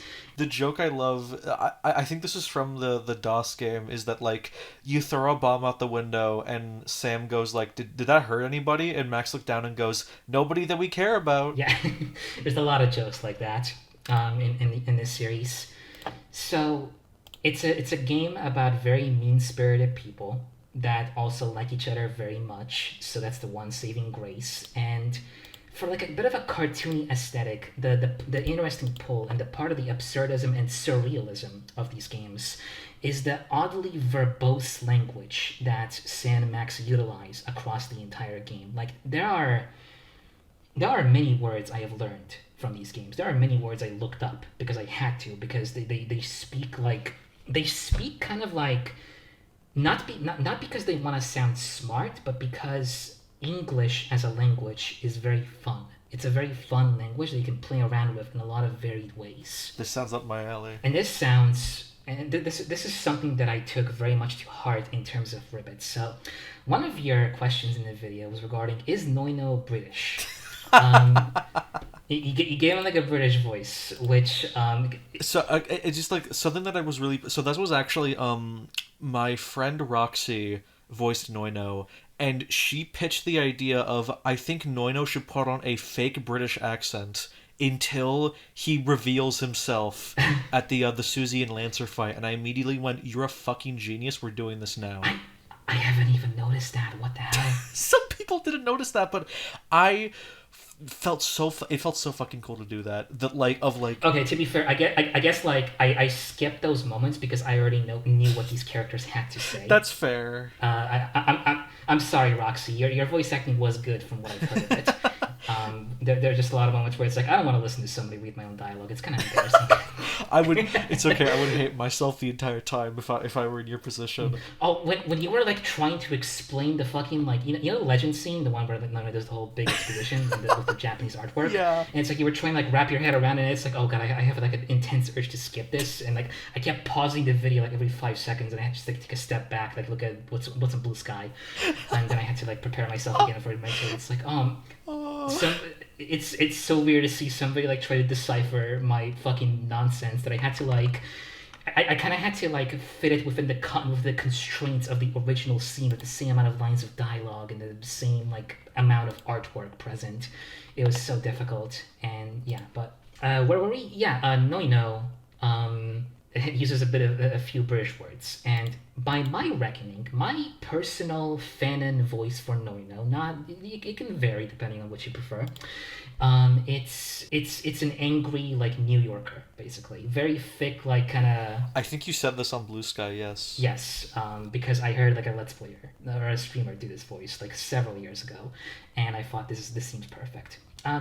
Usually I read Noino's dialogue in my own voice because I feel like Noino in general is a character that like talks the most like my sense of humor. I can see that completely. The point being, however, is that I have him speak British words, but also I could have him speak Australian words if I wanted to, or Scottish words, like that specific like kind of English version of like the Scottish language, and I would do so not out of particularly any concern for his nationality, but so much as like I don't know. The British just have like very funny words, and I think they're fun to say, and I'm just gonna take them and I'm gonna like blend them in with these American words and all of these other like national words, and it doesn't really matter to me like what. I don't. It doesn't matter to me where these characters come from. It doesn't matter to me what is this world, or like what kind of culture it has. I just think the whole world is cool, and it has a whole lot of cool cultures, and I'm going to combine them if I so wish. That's beautiful. I'm actually very curious now, because one of the questions I was going to say is if you have any thoughts on all of the different, I guess, voice headcanons that I ended up having for the cast. Remind me, Susie kind of had Susie, my friend Lilith voiced her, and I essentially she sounded a little angry. Yeah, right? she's very like gravelly and cold. The direction I gave for Lilith is that this is like do like a bad ending Susie voice is how I called it. I see. So I have like a couple voice actors I'm working with for the 3.0 update, right? And I have been trying to do. It's my first like voice directing job, so I'm still kind of like trying to figure out as I go along. And sometimes I need to like completely retake the voice direction because I come up with something better. It's a bit finicky and it's not a very professional thing to do, but I guess it's kind of a sacrifice when it's like the first time doing it. Anyway, with Susie. I have settled on the cold part stands. The cold part is very much there, but the one thing I did not want to do is lean into like a punkish or like a gravelly or an angry voice in any sort of way because that makes her sound too much like Deltarune Susie. I get you. The way I see it, Ribbit Susie is like a complete husk of the Deltarune Susie. Every part of Deltarune Susie stripped out and replaced with something a lot more, I don't know, not monotone, not robotic. That's the one thing I need to stress to the voice actress. I do not want a bored sounding performance. I just need something that's like wistful, exhausted, and something I do when I'm very, very tired and I only have like 4 hours of sleep under my belt is I start to sound a little drunken. Oh, there's a bit of like a drunken, wavering tone, and a bit of a more of a penchant for like having fun with your voice in kind of like very subtle ways. So the direction I was trying to emphasize is like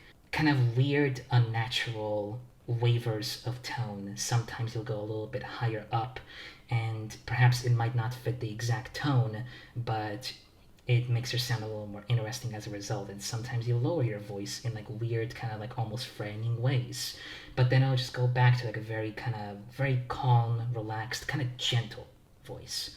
The gentleness is at the center, and a little bit of fun is higher up, and a little bit of aggression is further down. And you're gonna switch between those two stances between the center as you go along. One of the things I really wanted to do is like I really wanted like a voice direction that sounds like Silent Hill 2, but unfortunately that's what I heard from the Blue Sky thread. Unfortunately, the thing about that is that none of the voice actors have played Silent Hill 2, and even then the idea of what a Silent Hill 2 voice direction sounds like is so incredibly vague that it might as well be useless as a direction. And perhaps, the fact is that maybe we are never going to replicate Silent Hill 2 voice direction because it was done under a very specific circumstance by a bunch of people who are just fucking grabbed off the street. Like, hey, do you wanna be in our game? It's like, okay. Yes. It's like, hey, yeah, thank you. Here's $50 for your efforts. Have you heard the story? You probably heard of this, of the actor for James Sunderland. Like, his daughter auditioned for like a character and she didn't get the part, and they were just like, "Hey, while you're here, do you want to try being James?" Yeah. And then he got the part. Shame about Guy Seehee. Like the fucking 5G rant he went on like a while ago. What the fuck? Oh, you didn't hear about this? Oh, he went on the fucking conspiracy theorist train for a while. Oh dear. I don't know what happened to him since then. I hope he's better. I hope he is not a Trump supporter for one. But I cannot confirm that. All I know is that he kind of went a bit crazy a while ago, and maybe he's better now, but I can't confirm that. It's a bit of a weird thing. But yeah, those voice performances were really fantastic, and they really stuck with me, and I really, really, really want. Thank you. Oh, I was talking about Silent Hill 2, but yours were great.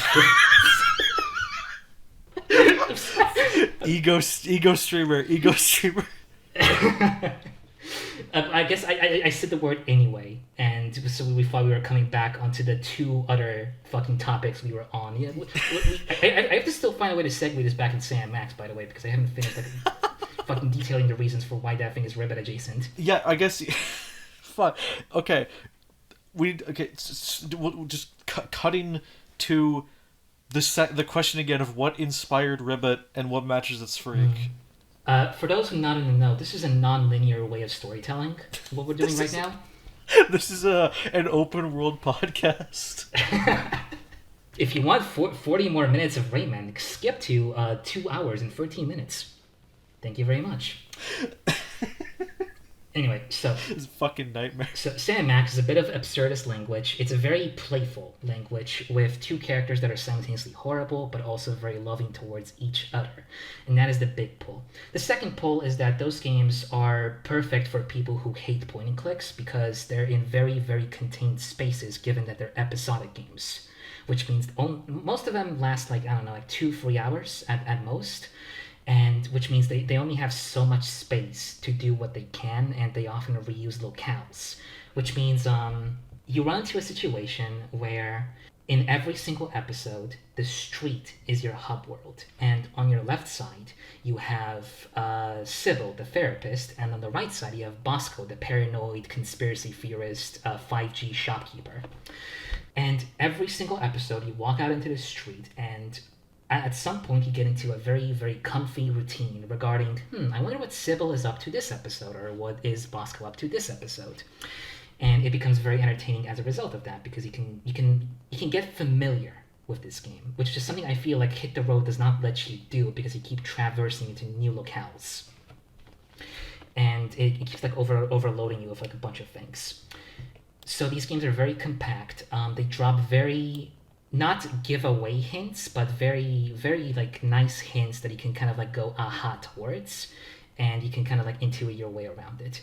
They're not very long, they're fairly quick to solve, they're not very difficult to solve, and those are, as a result, very newcomer-friendly games towards this genre. Season 1, kind of weak, has its high points, but generally kind of weak. Season 2, I feel, is a perfection of the Season 1 style, where they turn up the absurdist element up to 11 and do some genuinely insane shit that I don't think would pass nowadays. I don't think anybody would sign up on giving that kind of thing a budget nowadays.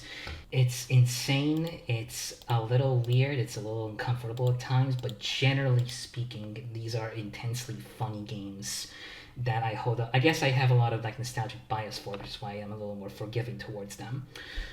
And here's the main topic. And Sam Max Season 3, The Devil's Playhouse, may be possibly the most influential thing of my life. So, Season 3 runs on the trope of... these are usually very lighthearted games, whereas Devil's Playhouse introduces a grittier, darker element moment out of nowhere. Oh, really? From the very start, the big difference, for one, is that there's like a film grain effect on the fucking screen, which I'm not sure if it's meant to be like seen as like a movie thing, but I think it's more of meant to make it look a little bit grittier. The overall art style in the original version of the game is very grimy and dirty and oddly weird, but the sense of humor is like relatively the same, a bit more contained, a bit more the absurdism lies in terms of how it tells its story at this point rather than how it tells its jokes. Max becomes a psychic. He channels mind powers. Like, for example, he has like a little toy telephone, which, like, as long as you have a phone number of a person memorized, you can teleport towards their phone. Oh, wow. You have a little rhinoplasty thing. Rhinoplasty is like it's got like a little, it's like a fucking like clay like thing you can like model into anything, and you can fucking slap it onto like various objects or like specifically pictures of objects, and then you can transform into them, and you make a bunch of puzzles out of that. You got like cards which let you read people's minds, and you can also use that to solve puzzles. And it comes up with like a 6 to 7 of these like very interesting toys of power that give you psychic powers, very much based on like children's like instruments and that kind of thing. And the game like continuously expands on that, and it's very clever and interesting, but also just like generally more involved in terms of how it asks you to think about the story. Because you see, Sam and Max Season 3 has a moment at the very end of the game that feels extremely counterintuitive to anything that Sam and Max has done ever before. But it's also a very... It's a thing that's like scary.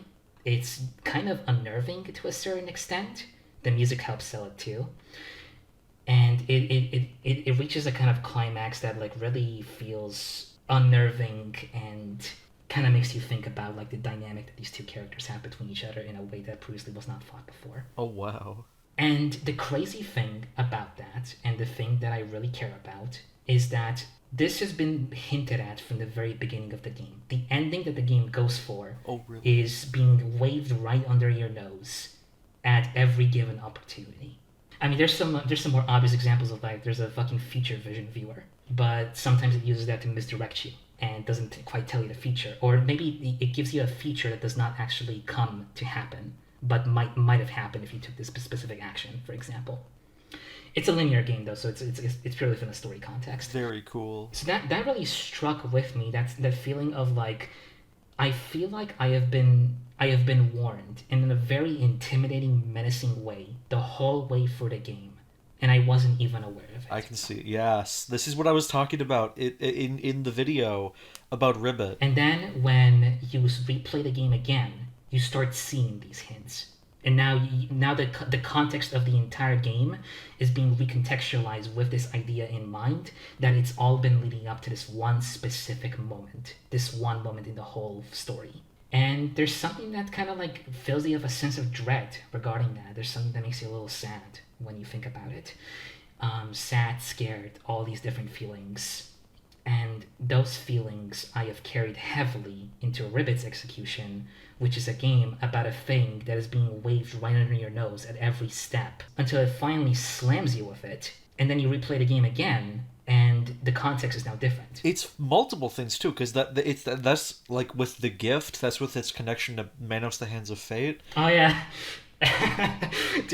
Do you know what fucking do you know what Max's like psychic power ability is called? What?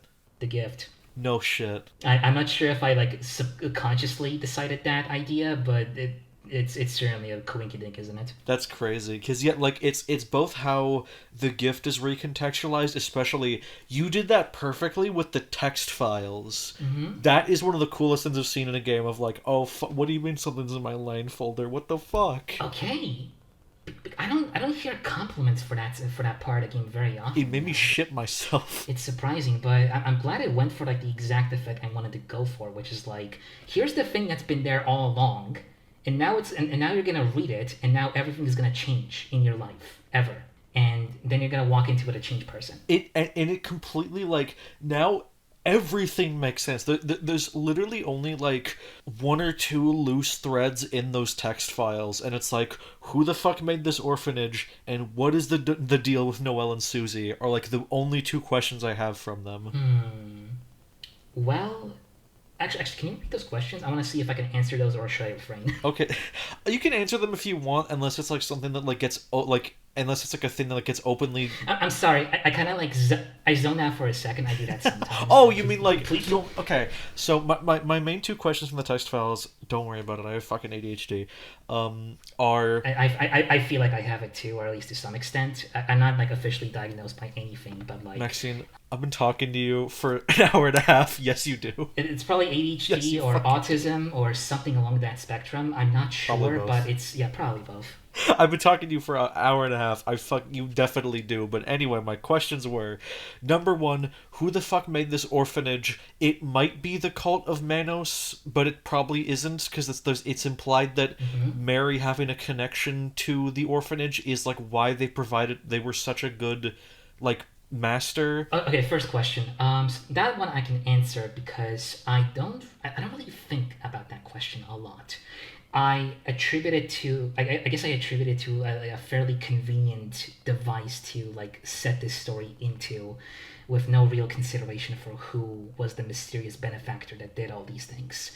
For all intents and purposes, I guess that question does not matter. That's fair. It doesn't really matter. You're gonna learn about this with me. When I write stories, I'm not a very good like world builder, which is why I don't really focus on that very much. But I think a lot about characterization, on the other hand, and I was like thinking about how to phrase this for like a while, because I don't want to like ruin any like part of the experience for you, but like it is without a shred of doubt the fact remains that I am a huge Silent Hill 2 nerd.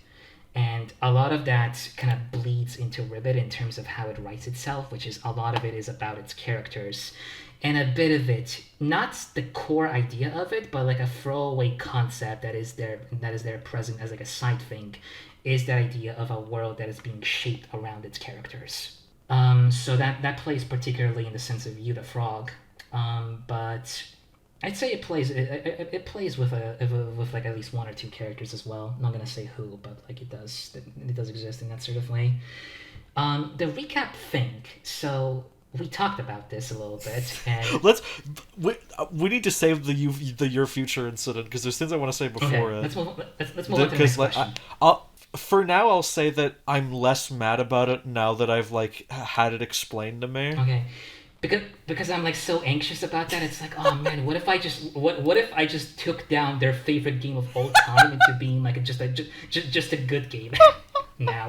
No, what if it went below the top 5? I mean, I'm gonna be real. You've taken it very well. I would like fucking hide in a corner for the rest of my life if I was in that position. Well, it hasn't been ruined for me. It hasn't been ruined for me. Okay, good. Because like everybody fucking knows me. I talk too much about like the negative side of Ribbit. I talk way too fucking much, but I actually do really love this mod. I promise.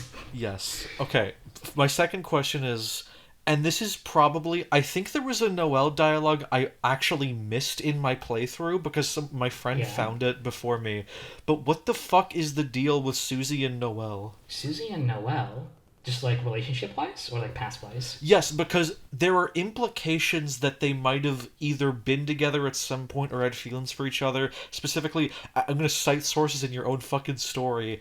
The 5th text file implies that Noelle's trying to revive Susie...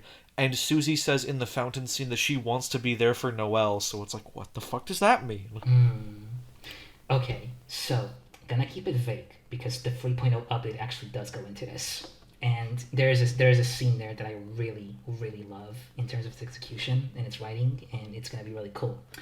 But from what we can gather so far, of the lore files especially, is that Noelle is kind of a representation of like another theme I am particularly fascinated with. Whoops, weird burp. Hope that doesn't catch in the fucking recording. Well, now that you mention it, I'm not going to cut it out. Ah, boy.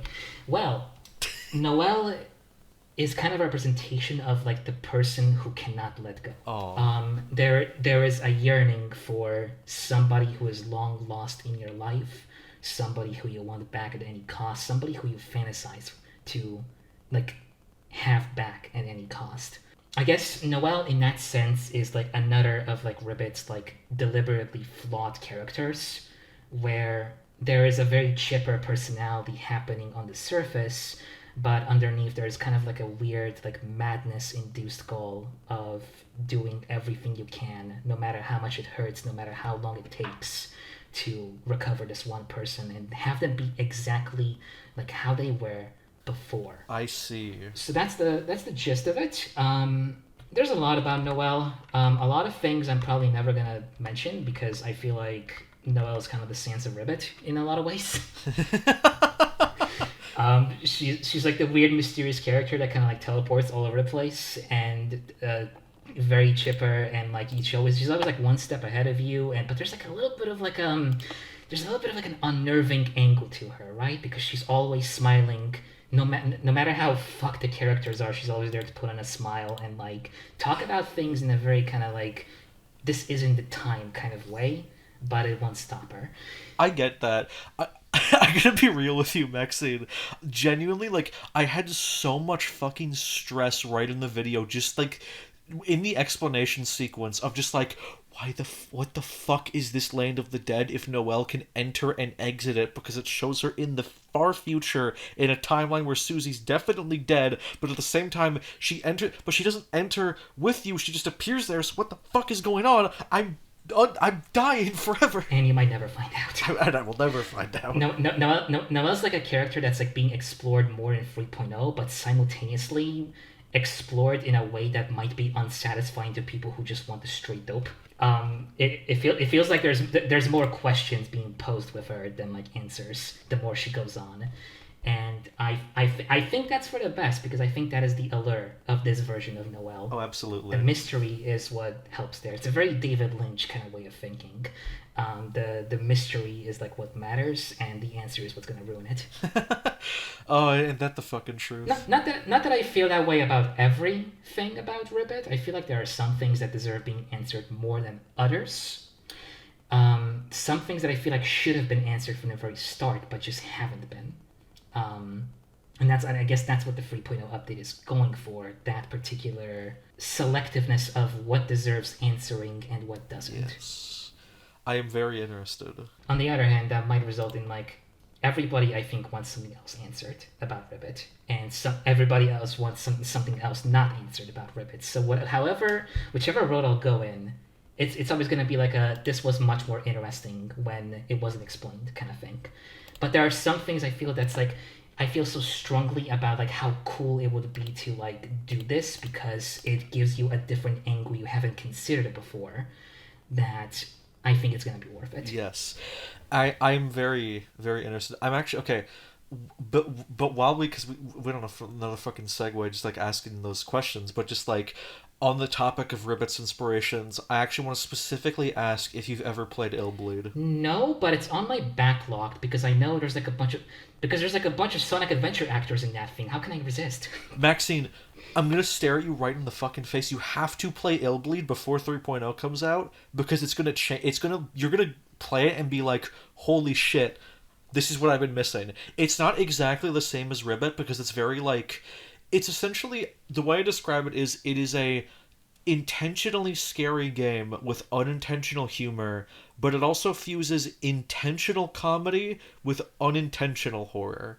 It is a very weird and very cool game, but basically it is a surreal horror comedy about a killer theme park where they keep making jokes about how shitty the theme park is, but there's also genuinely really scary monster designs, but there's also like, if you know nothing, how much do you know about it? Like, do you know like nothing about it? I know like Ryan Drummond is on it. That's it. Oh my god, okay, I should stream Illbleed and have you on for that, because specifically, the final level in that is one of the most bonkers things I've seen in a video game, and it would be like heaven to me if I saw your reaction to that with no extra knowledge. Okay, that sounds good to me. Yeah, we gotta organize that at some point, because, oh my god, it's and there's a specific thing I want to point out, but I can't because it would spoil you on it. But I'll just say that it's really funny that you mention Ryan Drummond is in it, because there's a part that's really funny, and it's something that I think would be very funny if you referenced in Ribbit. We'll talk about that when you see it. Really? Okay. See, like the thing you mentioned about Ill Bleed, like changing my life is like I'm not sure if I. It's scary to think about that happening right now because like the rule with Ribbit's script is that not a fucking iota of it can change until it is complete, and even then it's not gonna change. It's supposed to be like the bad like game designer decision is always like when you play something and you want to then incorporate it into your existing project. It's like no, what I think it's best if whatever plan you had, you probably stick to it. Otherwise, you're never gonna get it done. It probably won't like when I say it's gonna change your life. That's like probably a bit of an exaggeration, but like I think it would serve as very good inspiration, because it nails a comedy horror theme. And like I think taking inspiration for it would be very good, but it's probably not like it's more so a Resident Evil and a Silent Hill in terms of tone, because it's very like cheesy B movie stuff intentionally. I love Resident Evil so much, dude. Ah! But okay, speed run. Give me like 4 or 5 more games that inspired Ribbit. Okay, Somnium Files. I refrain from saying AI because that word is a bit of a weird word right now, but it's not an AI thing. It's a game that also combines absurdism and surrealism with a really fucking mindfuck of a story. It's really really solid. I recommend it. Let's see, Majora's Mask. Majora's Mask is good as an influence for my love towards oppressive game design and oppressive atmosphere. If you put like oppression in like your video game, I'm probably gonna be pretty chuffed about that. What else? Probably, I mean, Silent Hill 2, obviously. Yeah. What about? Okay, this is kind of like a weird thing because it feels like Hi-Fi Rush. But the thing is, Hi-Fi Rush isn't necessarily an influence that came before Ribbit, because obviously that's like a 2023 game. Ribbit was out by 2 years since then. It's more like Hi-Fi Rush is the game that I really wished I could make, like for a long, long time. A game with a combat system that is timed to the rhythm of the beat at every opportunity. I'm not sure how much of this is felt in Ribbit. This is probably going to be felt a bit more in the 3.0 update, but I really love doing scenes that are set to the music instead of music that is set to the scenes. I've noticed that a lot. You love doing shit like that because there's the your future scene with the music that changes when you're like in the soul mode. Mm-hmm. There's the progressing music in the lodge. Yes. Additional example. I can tell. So what's gonna happen? The fucking creative process is it always starts with a song I find on YouTube. Fucking same. By clicking on like a million videos until it brings me to some weird obscure part of the internet. And sometimes it's like a friend recommendation, like sometimes they'll link me shit as well. And I'll listen to it, and if the song hits the just the right kind of just the right synapse in my head, then I start imagining a scene entirely timed around this idea. Yes. This song. I do the same thing. Mm-hmm. I think a lot of people do this thing. It's a very like a very like common kind of feeling. Just not expressed like out loud very often. I think more people should express it though, because coming up with like scenes according to the music you find is really cool. And especially in Ribbit when you can just put in the music. Mm-hmm. That's the fucking benefit of being a free project, right? It's gonna be a lot of... That's the shit that I love. If like I as I said on the video, I love soundtracks that are just I put whatever song I want in. It is so fun, and like you can like get so much cool obscure music from that. I mentioned in the video there are so many songs and artists that I listen to now because of Ribbit. Mm-hmm. So there's like an entire scene in 3.0 right now that's like basically a music video because of like one song I found, and it's just that scene was birthed as a result of that song. It's super good. Um, what else? What else? What else? I guess was there any like other thing we were talking about prior to this before we segued into this? Just uh, I think a good just Oh, thing just like to games we were inspired by. Okay, ask. more. Two more, and then I can stop. I guess like Okay. Space Channel 5 is like a big influence as part of that like Hi-Fi Rush tier. The game that influences the idea of like setting your scenes to music. But more specifically, please do not play the first Space Channel 5. It's kinda not good. Oh dear. The syncing of the song with the inputs is feels very desynced. I'm not sure if it's an emulation thing or not, but it just wasn't very good. It wasn't very fun.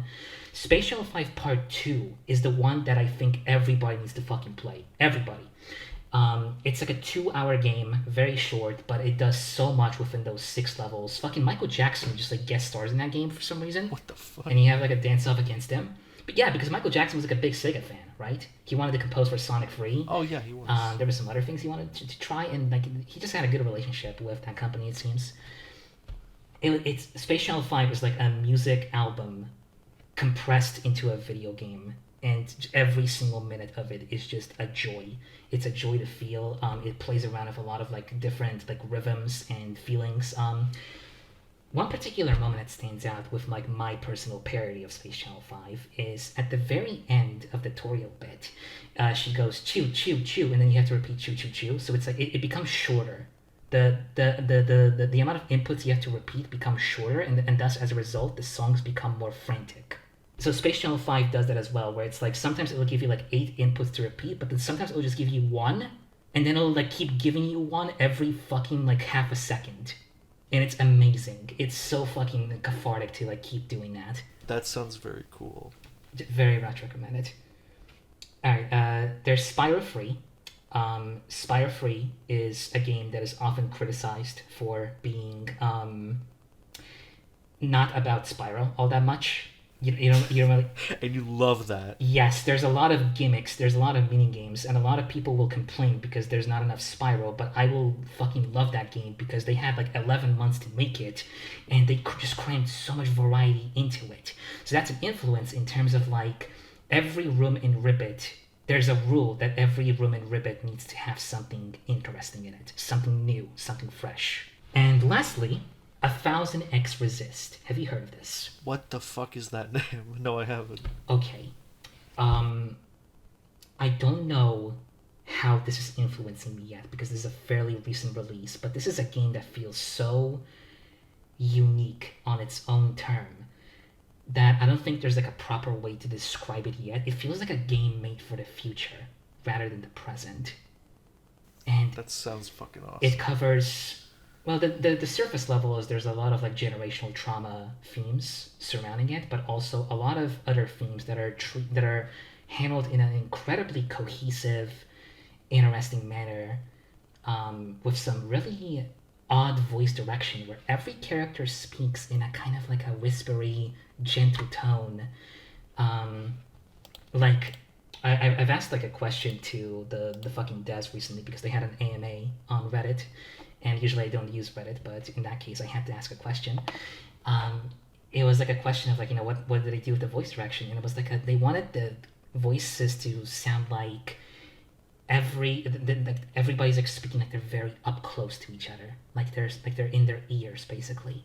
It's almost like an ASMR game, but with like kind of like a weird frightening undertone with it.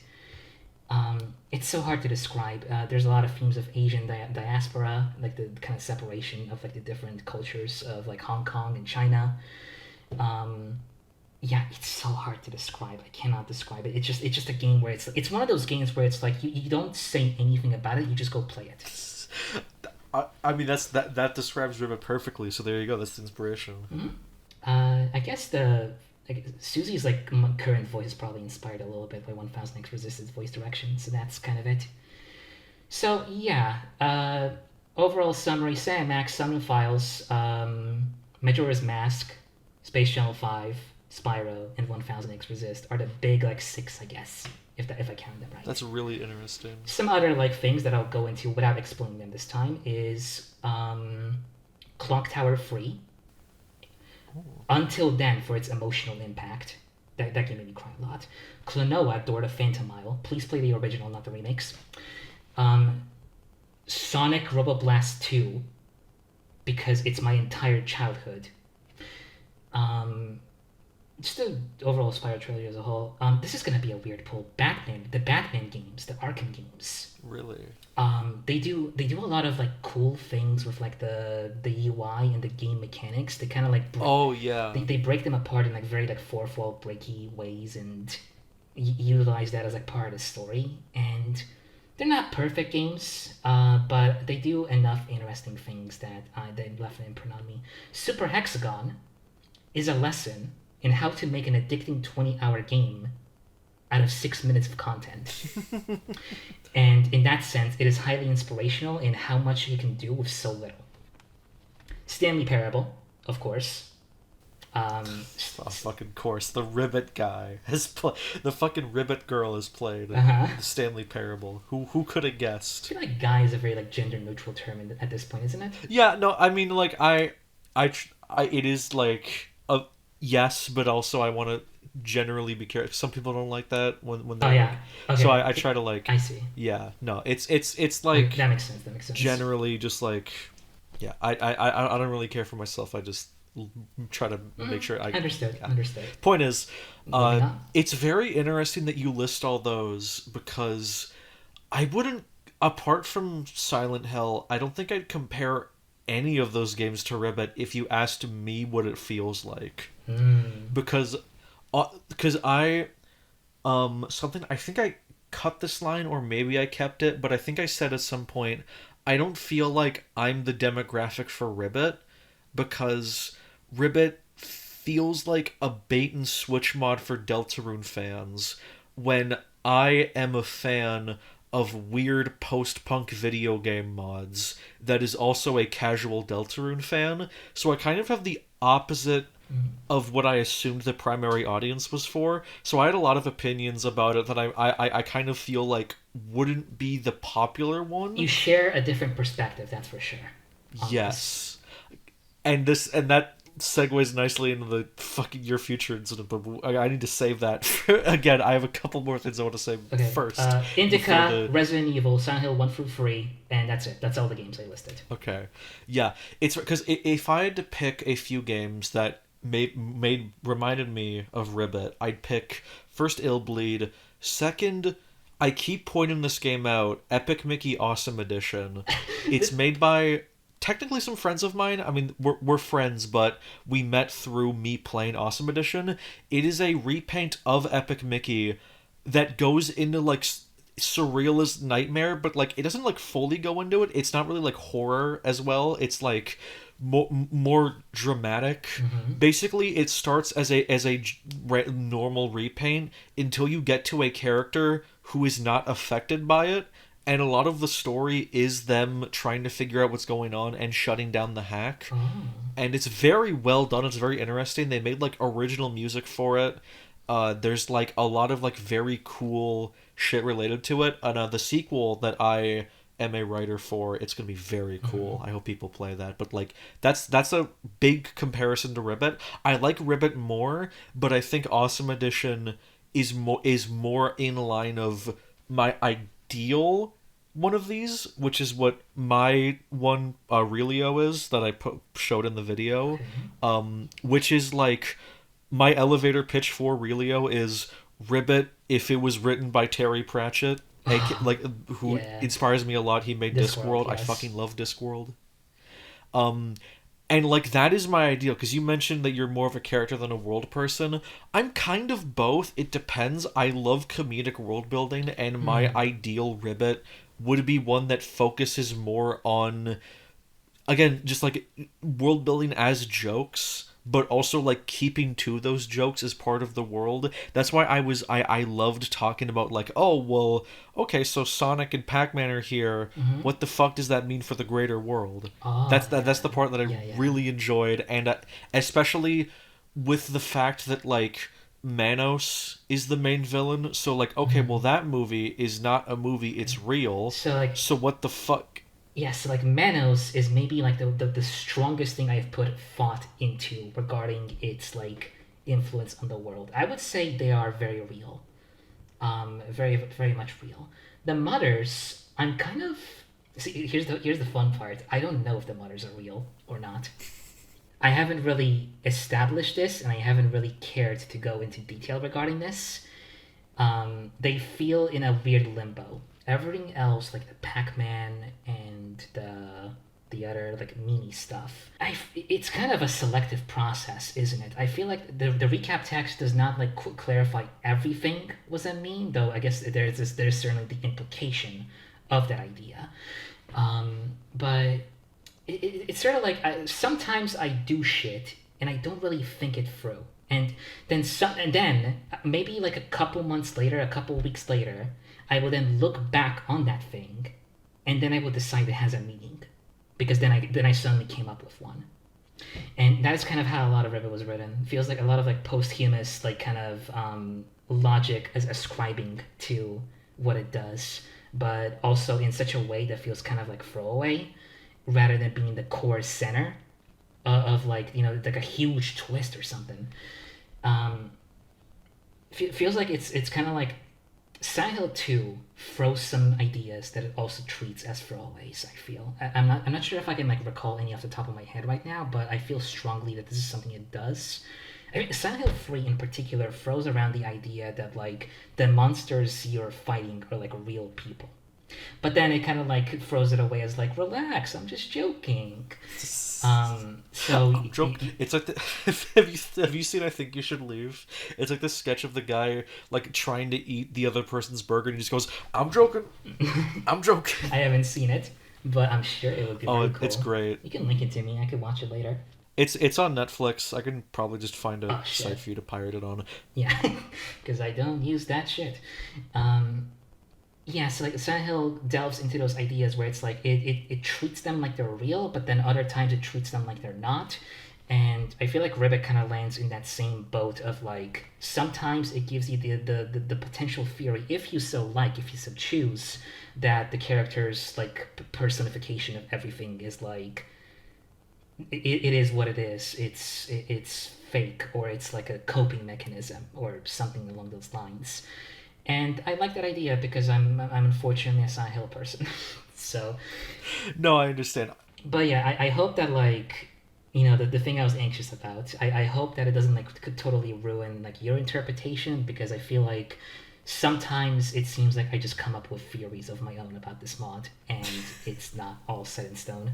The thing you said that I think is really funny is that you said like essentially the game was written by three people of like you across time. Yeah, and now it's like it's been written by like at least 5 people given the 2.0 like rewrite, and the 3.0 update that's happening right now, which is also like a very different take on Ribbit and a very different take on myself as a person, right? We're going from just like shooting shit on the fly and coming up with ideas for rooms and story elements for rooms as they're being developed. Like, say for example, Noina was supposed to be like a straight person. Well, not like in a sexual term. I mean like play it straight, right? That means he's available. He was an asshole and he was an actual prince, and he would have just remained that way. There's still like little drafts where it's like, don't forget about the fucking buffet of flies I promised you. There was something like that, like written back in 2018 for the very end of the game. Uh, but yeah, then Underswap came along, and I wrote a bunch of stuff for TS Underswap. It's an Undertale fan game developed by like a team of fairly talented people. I have heard of TS Underswap. Very cool. And I have contributed to the second main area of that game about halfway through, and you can probably feel it. I feel like my mark kind of gets left on that game because dialogue suddenly becomes more enthusiastic in like a weird kind of way. And also there's like, I don't know, fucking text for like there's like a pile of garbage which I wrote 100 pieces of flavor text for because I just wanted to prove myself. I was like, hey, I write. Please tell me I'm a good writer, please. But yeah, I very much recommend that. I think it's a great fan game, and I think it is some very interesting work of mine because like, so like we had a mod with a very unfocused and like very chaotic Maxine. What happens when they're now directed by other people? And what happens when what happens when you have like an actual like script to reference and a bunch of directions to reference, and you have to abide by those things? And there are now 20 other people that have their own separate like times that they can like dedicate to this project, which means you cannot request horribly like over like you cannot request over ambitious things because there's only so much time people could spend on those things. Yeah. So for example, for like the Sans fight that occurs during Underswap, I suggested like this really cool idea for like a final attack, and I'm not gonna talk about it because we might reuse it, but I went into like a lot of detail, and it was like gonna be like incredibly like cinematic. It's a very stupid word, but I like using it sometimes. And the lead programmer, and I never forget this was an incredibly valuable piece of text that he sent to me, is like, look, Maxine, as cool as this is, if we do this right now within the second area of the game, the rest of the game is going to have to live up to this moment. And anything less is going to be way more disappointing than the thing we just conjured up here. Yeah. So that was interesting, and I guess it spoke to my excitement for going all the way, no matter which part of the game you're at. The forest is a lot of like the forest probably has the most like the biggest set pieces in the game. There's the WarioWare sequence, there's the rhythm game, there's the Earthbound sequence, the quiz. Mm-hmm. The launch kind of like makes it go down a little bit, just because we were running out of time and we had a December deadline to like reach a promise on.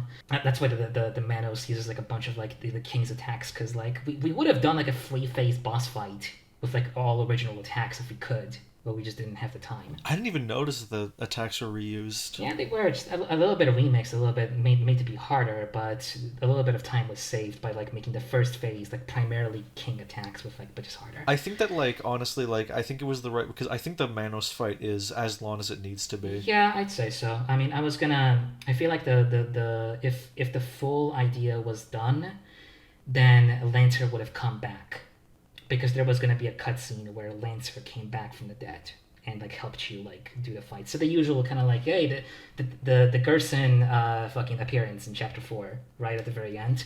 It was going to be pretty much that. Yeah. We could talk about first off, I'm kind of glad that didn't appear, because I think Lancer being permanently gone until the Future is Mystery ending was a lot stronger. I'd say so. It's a sudden moment, but it does hit. Yeah. I was gonna finish though. So like, Underswap taught me a couple lessons regarding that kind of like scope management thing, but also the accessibility of having a full script to reference was also a blessing that I haven't considered for Ribbit ever before, because as I mentioned before, Ribbit was a giant notepad file. And with a lot of ideas in a non-specific order. Sometimes you would get like a bit at the very end, and sometimes you would get a bit about the forest. It was just a mess all around to develop that game, and by the forest, it hit a big scope creep moment where we had to cut a bunch of things in order to make sure that the project did not sink. So 3.0, I find incredibly interesting, and I'm so tortured. I'm such a tortured artist, knowing that it's gonna be maybe like maybe at least a year still before that update comes out, because it's like you get to yap about it. Mm-hmm. It's like now we have a script where it's like it's very much like Underswap, where every scene was planned out ahead of time, and that allowed me to incorporate a lot of like core themes, which I also love to talk about, but I cannot. I would love. I don't think I'm gonna make it like a follow-up video, but I will stream 3.0 when it comes out. Mm-hmm. So I'd love to talk about that when I'm done with it. I guess the surface core theme that I can talk about is specifically that feeling of like wanting to appease to people and wanting to like appease to everybody, even though that is kind of a stupid thing to do, and it's a trap that I fell into for a while. I've already mentioned that like 3.0 was originally began being written as like a thing that was like trying to answer all the questions and achieve like the happiest ending of them all. And then I just got bored of it, and I almost wound up canceling it. It was just a very boring, uninteresting script with a very boring, uninteresting ending. But also, like, I guess I wanted to like hit the stride of like some people kind of like confuse the idea that Ribbit is like a very cynical product, and not without reason. I think it kind of is. I think a part of it was written with a kind of like a depressive mindset. I never saw it as cynical. I never got that idea. I guess it is like I guess it is a very downer ending, but like A very downer ending, I yes. never really thought of it as like super because the idea I guess it is cynical in some way, but like I never really In a way, the story is about Noino, right? yeah It's about Noino's redemption as a human being as these two other people around him fall apart at the seams. yeah And there isn't really much that can be solved about that because it's like there is a kind of like a downer kind of idea that maybe does not belong in stories because stories should be about like giving people an inspiration and an influence. But no fuck that I guess a part of Ribbit does deal with the idea of like some people do not get a fair chance to be saved, right? Some people die and they are not known about. Some people do not get the recognition that they deserve. Some people do not get saved as they deserve to be. yeah And those people should be more heard. Those people should be more outspoken. If they're not outspoken, then there should be people out there who recognize those problems and help those people. Ribbit kind of does that, and it feels like it certainly feels like that ending made way more sense when I had the original plans to make a couple more endings right after that. I think it's perfect But the future ending then happened, and it was kind of like almost like a knee jerk response to like a bunch of people that like deemed Ribbit as like a very cynical game. And there was very much a period of my time where it's like 2022. I'm hitting a point of desperation where like my sprite artist is kind of just like too busy to like contribute to Ribbit anymore, so I'm left on my own devices, and I have to like conjure some sort of ending to make it better, to like make an ending that feels like it kind of like patches up the cynicism of the previous ending, or like the perceived cynicism at least. And then the whole like monologue happens with the speech that I give personally out to the viewer.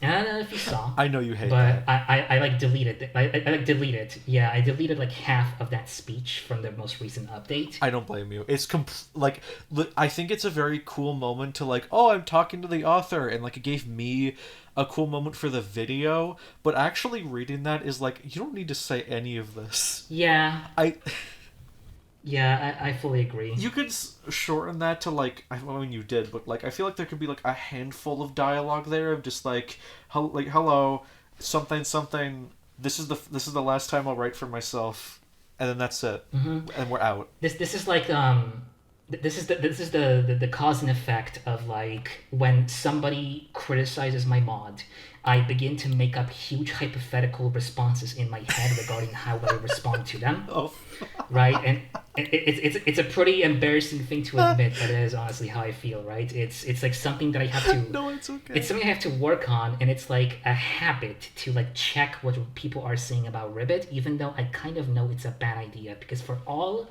of like the very kind-hearted like responses I've gotten on the mod, there's like the one guy that's gonna like live rent free in my head for at least a couple days. It's that like everyone will tell you like, oh, this is like this and that, I love this part, and then the one guy will say, I didn't like this because reason that you agree with, and you're gonna be up at like way too late at night just like, fuck, Yeah. I'm a hack. So like we keep running into like the constant cycle and loop, and this is not the therapist session between you and me, by the way. We keep running into the constant cycle and loop of like people say something bad about Ribbit, and I feel like I have to like justify it somehow, whether it's in the form of like a response or like something I do within the mod itself, whether that's subtle or in the future ending, not so subtle.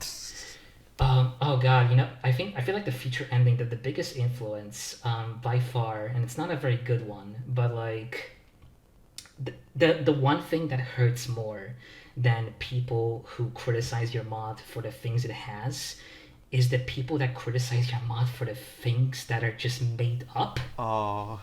Like they make up or like maybe not by intention or not by malice, but they get a lot of wrong ideas about it that weren't meant to be a thing. So, you already know about the old U design. Yes. I remember, I think I, oh my god, are we gonna talk about the same post? I remember I was looking at something related to Ribbit, and Yes! completely Oh my God, unrelated, yes. I saw a post of like, stop talking about Ribbit, they don't they them Yes! Chris properly, and I was like, you are such a dumb human being, I don't respect you. Okay, I'm not gonna be as mean because I feel like, okay, I'm sorry, that was so Yeah. mean. I'm sure. I It's hope very- that person is like understands now, because I understand why they would be mad, but like it's so clearly not Chris to me. But maybe I'm just like too in the trenches of surrealist mods that like I'm like it's so clearly not Chris. They have eyes. I know exactly what happened. This was like that post was done like maybe 2 months after Ribbit 1.0 came out. By that point, there were not many playthroughs of Ribbit around. So far, there were mostly like demos of there were playthroughs of the demos swimming about, and the thing that was worse than the U design being near identical to Chris, which led to a lot of confusion that this character was Chris. The thing that was even worse was the fact that you originally used he, him pronouns. Yes, I remember being confused when I recorded my footage, and I was like, "Wait, you is they them now? Was that always the case?" Yeah, so by the time 1.0 came out, I already adjusted all of those like things because like a couple people came up to me and they were very polite. They were very, very nice. That then they told me that, hey, just wanted to say that Chris is he, him. I mean, no, Chris is they, them. Fuck, I'm sorry. Clip that. I'm clip sorry. that. Somebody clip I'm that. just talking so fast that I'm getting my words mixed up. Yeah, Chris is they, them. For the record, this is not arguable. Shut the fuck up if you think otherwise. Yeah, so that was a thing, and like a bunch of people politely like asked me about that, and I decided like this is gonna be a recurring problem, so I feel like I need to change use pronouns to they them in order to at least like soften the impact a little bit, and at the end of the day, I feel like the they them pronouns fit you really really well, and they fit them even better once you get to the 3.0 update because there's a bunch of things relating to their identity being talked about that feels very much in line with the idea of like exploring a non-binary character. Yes. And was it okay, so please correct me if I'm wrong, but I think you said this at some point that like a majority of Ribbit was written pre-transition, and I was like, oh, that's why you hate it. Okay, I completely understand now. Yes. Well, all of Ribbit 1.0 was written pre-transition because I think I changed into Maxine like maybe 2 years ago, or maybe 3. So yeah, that was I think pre 2.0, post 1.5 about. Somewhere around there. It's hard to remember. It just kind of happened one day. But like I completely understand now of like, oh, that's why you hate it. Yeah. Oh, and it's like I feel like that I get one it. single post kind of gave me a bit of trauma because it's like I feel like I have committed such a grave fucking mistake with this character design. Oh. I really, really, really thought that people would be able to accept it, but I did not consider the one person that like skimmed 5 minutes of a demo playthrough and came to their conclusion and got angry. It's their fault, but I completely understand. It's something I mentioned in the video. I think you the frog having a different design is overall good. I at first I didn't like it as much, but I've come to appreciate that like it does give the mod its own identity, and I think that like just having that for fan art in alone is good. That you have like a fully new design. Honestly, Yes, it was just it brought so many other people too, and maybe one could argue that like there's a few arguments. I mentioned this in like the fucking art preview post for Ribbit 3.0 as well, that people who felt like Ribbit kind of lost its soul around the sprite redesign. And I was thinking to myself, like, I mean, maybe, like, if you really, really, really cared about that, like, particular scrappy aesthetic of it, it's still there. it's still there, I'd say. I mean, there's traces of it, and I think a lot of that is felt throughout the kind of feeling that, like, Ribbit feels a lot like just a bunch of like text and sprite changes at first, Yeah. and gets more ambitious. At first it's like a bunch of attacks where it's like it's just faster. It's a faster attack. Yes, And exactly. that's kind of the only Did I change. mention in the video how I think I might have of how it feels like in the same way Undertale gets better technically as it progresses, like they're learning new tricks they can do with the engine. It feels like the same is true for Ribbit, where it starts and it's like LOL fun. It's like repaint shit until it feels like the like you're learning more and more what you can mod into the game until you get to segments like the Your Future fight, which are like as I was gonna say in the video, it is very serendipitous that you're the programmer for it. Because if I had to pitch Your Future Yeah. to a programmer, I would just like not do it. I would just be like,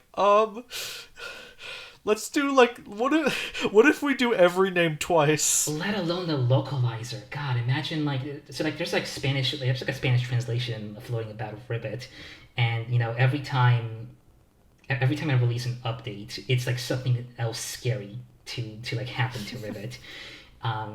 And that is one of them. There's something else in 3.0 that's like I don't think any like standalone programmer would be sane enough to do this. But I decided that in a position of like being a writer and a programmer, the really fun part is being able to adjust the script as you are programming Yeah. to fit the exact moment and as you are. Because with Underswap there was kind of the limitation of like it's you really have to lock it in, and then you cannot like really do anything unless it's like very minor changes. It's a very careful balance to set on that one. In Ribbit, it's a lot more freeing, I suppose. It's so much more freeing to be able to do these wild changes. Like the recap text was like planned out like back in like maybe January of 2022, but it was only until April that I conceptualized the idea of the recap text featuring like mentions of where you find the placebos. That was such a cool idea. I think I don't like the speech.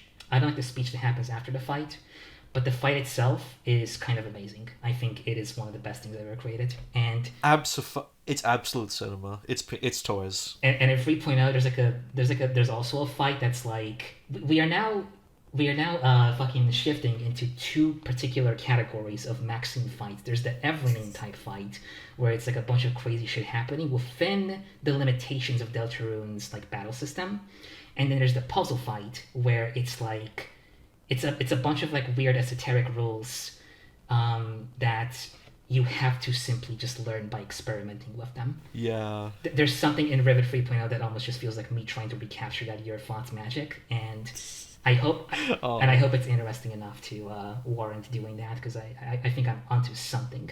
And it's another one of those fights where it's like it's not fully, I don't know the full solution yet, but the core concept seems really interesting, and I'm probably gonna come up with a cool solution at the very end. Oh yum.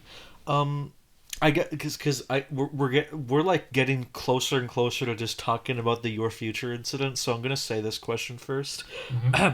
Desperate for attention mode. What did you think of the video, and most notably, how do you feel about the voice headcanons? Kind of touched upon that last part a bit earlier, but The voice headcanons. So I've already mentioned that I kind of did skim through the voice headcanons because it was like basically reading text that I already knew by my heart, right? yeah. So Susie, I've already expressed my thoughts. I feel a gentler approach fits her better. No is like, yeah, I think it's a valid take. I just don't see him as a British guy.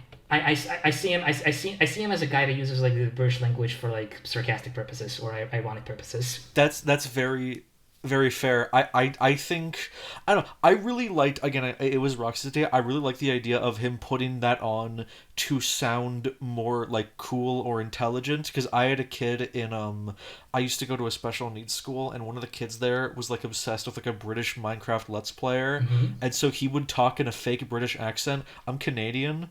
Like, we all spoke with, like, fairly American accents, except for this one kid that kept trying to sound British. So, like, that idea that Roxy had really hit close to home of, like, someone clearly not British trying to sound like it, to like, for some reason. And then I think the reveal of them dropping the accent is very, very cool. I agree. It's not something I noticed, but I think the overall idea is cool. It's the voice is part of the persona, that they kind of Yes. that they kind of like put up as like a faux persona, but eventually kind of like see the good parts of it and the bad parts of it, and they manage to segregate them into becoming a more confident person. Yes. Lancer. So I recall Lancer had a very suave, kind of relaxed tone to him, as like more so than Susie, to my surprise. He was a very cool cat, as it were, right? Very in that ballpark. I joked to Brady. My friend Brady voiced Lancer. I joked to her while we were recording. Brady, the problem here is that you're gonna make people think Lancer is hot now. That's too late. I've already received a couple messages like that. It's too late. I understand. I'm more of a no person, but you know how it is. One of the fun moments of editing one of the Ribbit 2.0 trailers just like had me fucking include like a DM from like Red's friend. Red is the sprite artist for the game. Shoutouts. Hi Red, by the way. You probably listen to this, maybe. It's yeah, like Red sent me a message from like a friend. Now it's like I think I have the hots for Lancer now. I just included that DM in the trailer, and it was fun. That's very funny. So yeah, I guess a bunch of people think about that. Sometimes on Tumblr, I also see Lancer with like very uncomfortably pronounced pecs. So I guess it's a relatively common feeling regarding Lancer's appearance in this game. I think people like it, so that's good. I haven't thought about this for a while, but I think like Lancer's whole direction was like making the Deltarune Lancer so unfathomably cool that it kind of loops back around to being stupid. Yeah, I can see that. And then those are the three main voices, and then there's also my girlfriend Amber did Noelle, who is probably the most unconventional voice because she is Latina and gave a very English is my second language performance. I love it, to be clear. I was not kind of now headcanon Noelle as being like a dorky Latina trans woman because of Amber's performance. I kind of see it. It's not my canon Noelle voice, far from it, but I think the interpretation you gave her is really, really good. And I think out of like the four voices, I think that one was the one that hooked me the most. And that's actually the one where I actually listened to the dialogue a bunch. Oh, that's fun. Because I was like trying to like figure out what she was going for, and like yeah, it's I guess my perception of Noelle is not set in stone. I have already recorded some voice lines with her, with a voice actress, and I guess it's a little bit of a tangent, but I guess it kind of ties into this. I think the biggest thing I told all of the actors to do is that I do not want the characters to feel like characters. Like, just because the guy looks strong doesn't mean he should sound strong. Oh, yeah. For example, and just because the Noelle is here doesn't mean she has to sound shy. Right? She can't sound like Deltarune Noelle. Susie cannot sound like Deltarune Susie. She cannot sound gruff and angry. Instead, I guess following along with the idea of it being a Silent Hill 2 inspired voice direction, I just wanted them to sound like people. I get you. So Noelle, in that regard, is like there's like a slight smile that I asked the actress to put on while voicing the lines, but not like I don't want her to sound like a TikTok voice. So I try. Yo, why my door kind of sound like Ribbit? Mm-hmm. Yeah, so we try. There's a lot of like trip falls we gotta avoid while doing these voice lines, and because they're spread apart like several months from each other, I have to keep reminding the actors how to voice these characters. It's painful. That's felt. I all of the voices for the Lodge were recorded like 2 months after the rest, so I had to remind everybody of the voices they did. Except for Roxy, because Noino stopped doing his accent by then, so Roxy just spoke like Roxy. And in our cases, like, we have voice acting, but like going along with that Rayman free, almost silent protagonist thing we were talking about, like I mentioned in one of the Game Jolt articles, I treat voice acting as a reward, not a thing we walk around every corner you see something. So all of these people speak maybe like 3 lines per each actor for the entire game, because that's kind of how much because I think it's going to have so much more of an impact if you go like 15 hours of the game. 15 hours? Well, let's think about this. The first playthrough of Ribbit usually takes, on average, if you're being thorough and investigating everything, it's about 8 hours. And I think with the feature ending and the second one combined, it's probably gonna be shorter than the first one, but it's probably gonna make it go within the 14 to 15 hour ballpark. Okay. You said every 15 hours as if this would be like a 100-hour RPG. No, it is pretty long. All things considered, it's gonna be the size of like an average Game Boy RPG, I'd say. Oh boy. Okay. Like Final Fantasy Legend, one of those. Couple other things about the voices that I was very proud of, I don't, that you probably didn't notice, is that every one of Yu's family members is voiced by me with different filters, and I voice the narrator with the idea. And Mary is voiced by Lilith, who also does Susie. I wanted to keep that theme of like every ghost frog or like every gift hallucination of your family is voiced by the same person. I thought that was very cute. Yeah, I haven't even noticed. You have a bit of range, don't you? Because I haven't even noticed it was you. I guess I guess I do. I mean, I put a little bit of pitch shifting on it, but like yeah, all of the Yu's family is voiced by me. And except for actually no, there's no exceptions except that the like Manos was voiced by my friend Smiler, who has done like professional VA work for like television shows. And I just said, "Hey Smiler, can you do this like a couple lines of Manos from fucking Manos the Hands of Fate?" And he said, "Yeah, I'll do it." I guess if we talk about the Manos interpretation, so I thought it was good, but like when Manos stops talking in all uppercase and switches into proper like grammatical like pronunciation, the thing I was going there for is the voice completely changes during that moment. Yeah. I was thinking about that. I actually had so Smiler gave me two different takes of that, and one of them was a bit softer to signify that he stopped talking in all caps. And I wanted to go with that, but I just thought the first one sounded a lot better. So I kind of, and like it was late, so I didn't want to like ask for another take. So I just kind of went with that. But I did notice that. Don't worry. Okay, so yeah, that's that. I guess just apart from that, if there's any other like extra thoughts or things you noticed in the video that would be worth discussion. And just like in general. Yeah. Well, we covered a British angle. We covered. Well, you know, I really like Rayman Raving Rabbids. You really like it? Actually, it was like a thing I grew up with, so like, I guess it's a bit of like an unfair bias towards that game. Maxine. But also, I have a theory. Okay. I have a theory.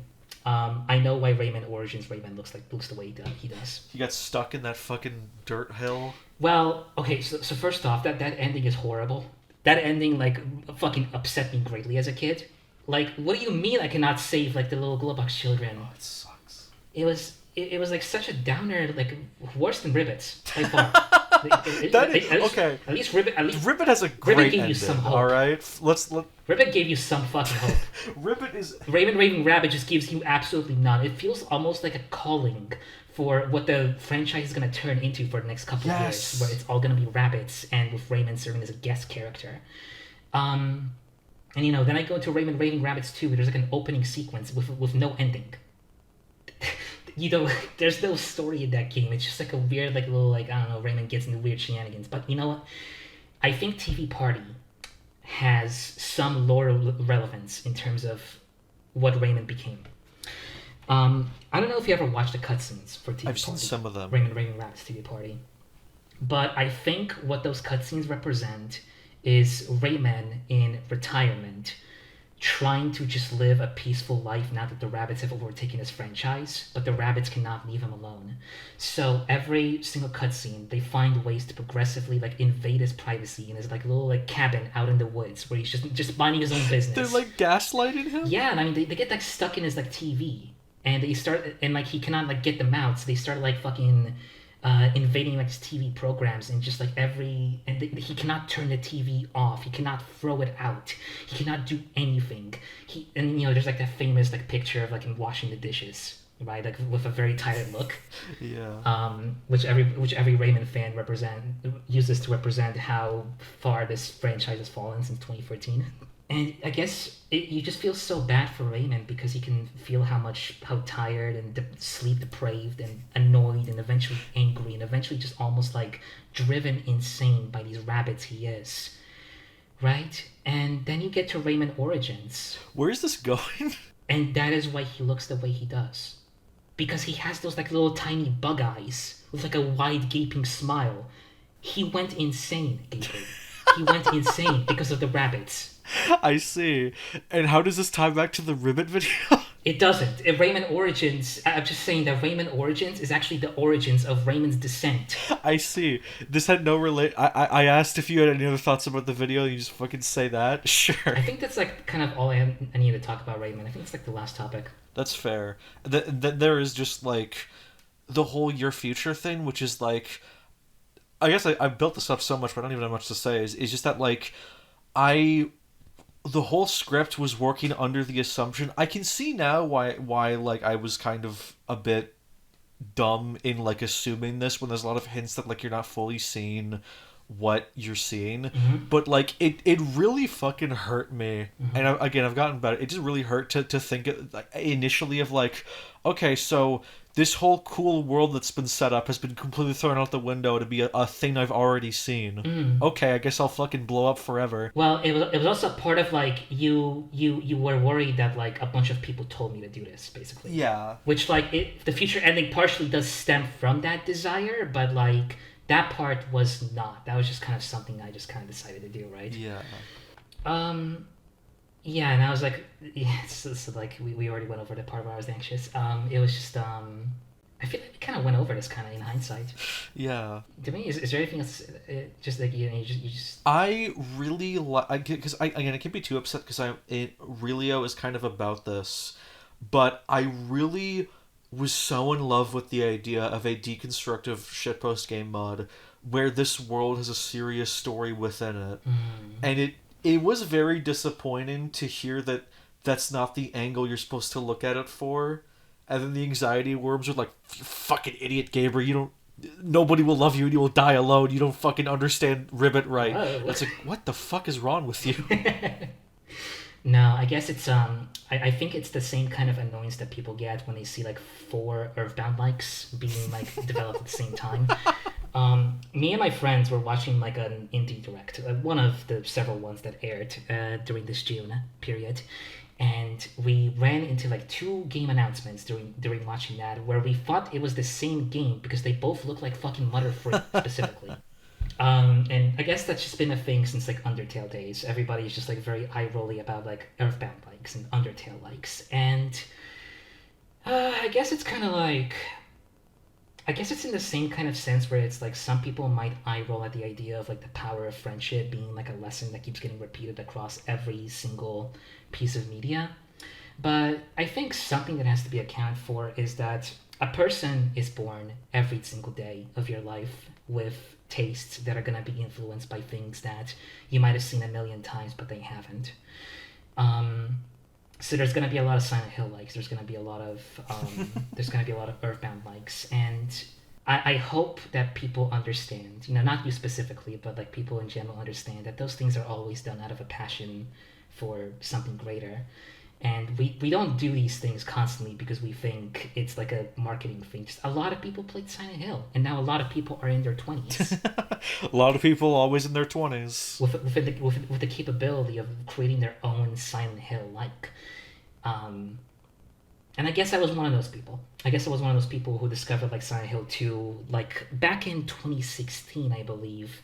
And it left such a huge imprint on me that I started writing all my stories based on on the idea of imagination that becomes reality. That's so fucking funny that you put it like that, because that's the central. I hate to talk about my own thing that's not fucking out yet, but like that's the whole thing of Relio is imagination is reality, but we interpret it in completely opposite ways. Of your idea was like when you think about it as like a deconstruction of like Ribbit is a deconstruction of game mods where it's like it contextualizes the mimetic moments as being partially based off of the main character's like unstable mind. And then where I chose to go for it was like, okay, so this is a world made up of meme textures. How does this logistically work? Yes, it's a world with rules. Yeah. And I devised a world with very loose rules. Yeah, and that's just kind of like the dichotomy between us, and just like something that like it burned me a lot to realize that that was not what Rivet was going for, because that was I had fucking paragraphs written about. There was a whole cut rant that I had about my theory, not really a theory, but like a hypothesis about the metaphysics of Ribbit's world and how it relates to Undertale and Deltarune. If you're interested in hearing that, my idea was, this isn't really like a theory, and more so, if I was in charge of Ribbit, this is how I would explain it, is that when a world is created, a copy of it is created that is like lower on the echelon of like the Omniverse. So when Undertale was created, Deltarune was made as like the world beneath, and then when you go beneath that, you get Ribbit, and because it's lower on like the Omniverse ladder, it's more fucked up and unstable, which is why there's so much weird meme shit in it. And then I really would love, if someone out there wants to do some weird Ribbit fan shit, make the world below that. Whoa. I was thinking about this for a long time, of like a Ribbit Chapter 2, not made by Maxine and made by someone else. And I think this would be very cool, and it's to specifically like have zero involvement from anyone that worked on Ribbit for the true authenticity. I think that'd be so cool if someone played with that idea of like an even shittier, unstable version of Ribbit that changes it in the same way that it changes Deltarune. That would be like my, if I had to explain the metaphysics of why there's these weird connections with Undertale and Deltarune and Ribbit. You haven't played Undertale 2 yet, right? I have, actually. You have. Okay, good. Because I feel like that's kind of almost what you're describing in my head. It is that world below, almost. Where it kind of like, it embraces the kind of like poorly drawn art style on purpose. Yeah. In a way that like Ribbit didn't, right? It kind of like decided to like go from the poorly drawn sprites to something more professional looking. But Undertale 2 stuck to its guns. And it made that its like primary identity, and I feel like in some ways Undertale 2 goes even harder on certain things than Ribbit does. Maybe like, I'd say Undertale 2 is like a much more comedic-centric approach to its story, whereas Ribbit is a more horror-centric approach, psychological horror. And I think Ribbit is just a lot more intellectually stimulating.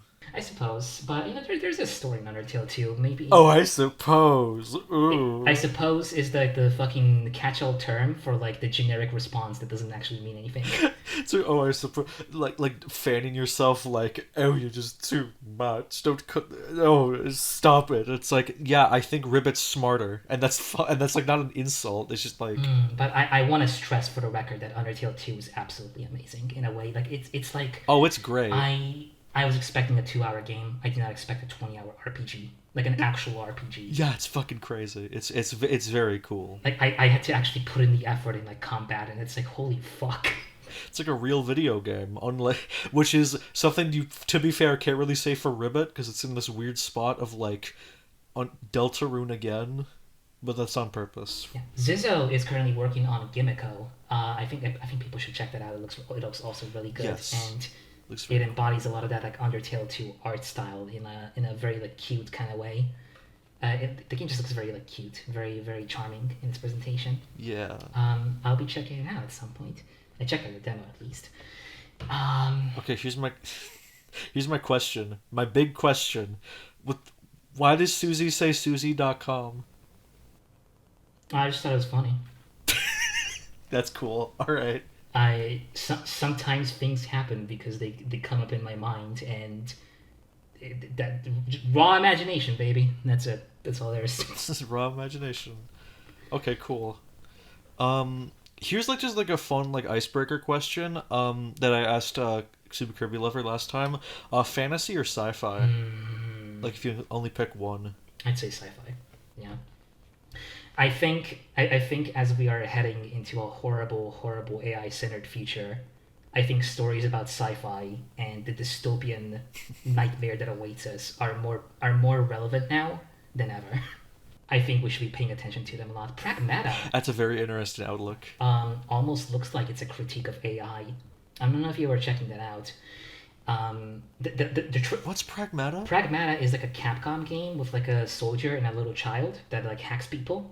Or like hacks robots. Oh yeah, that one. Oh yeah, that game like kept getting fucking delayed like years and years forward, but I think they seem to have locked in a year this time, 2026.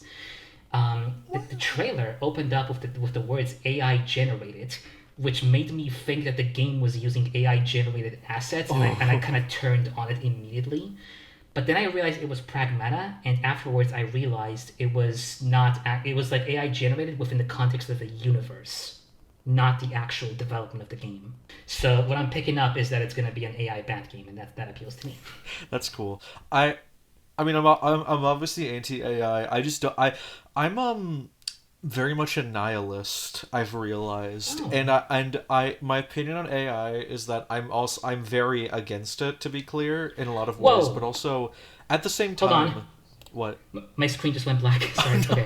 Okay. All Okay, good. All good. my opinion on AI is that obviously it's very bad for a lot of reasons, but a lot of anti-AI people talk about like the magic and uniqueness of human creativity, and I'm not about that. I don't think we're special for being creative at all. And I don't Ooh. think that it's like so I don't think being an artist is like this magical epic title because you're an artist, I'm an artist.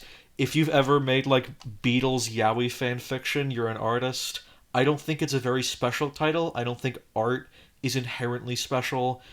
I think that art is just a compulsion that humans do, and there is beauty within that. I don't think putting it up on a higher pedestal than that is worth anything, Hmm. because if you can't see the beauty in it being this weird compulsion that all humans do, then like fuck you.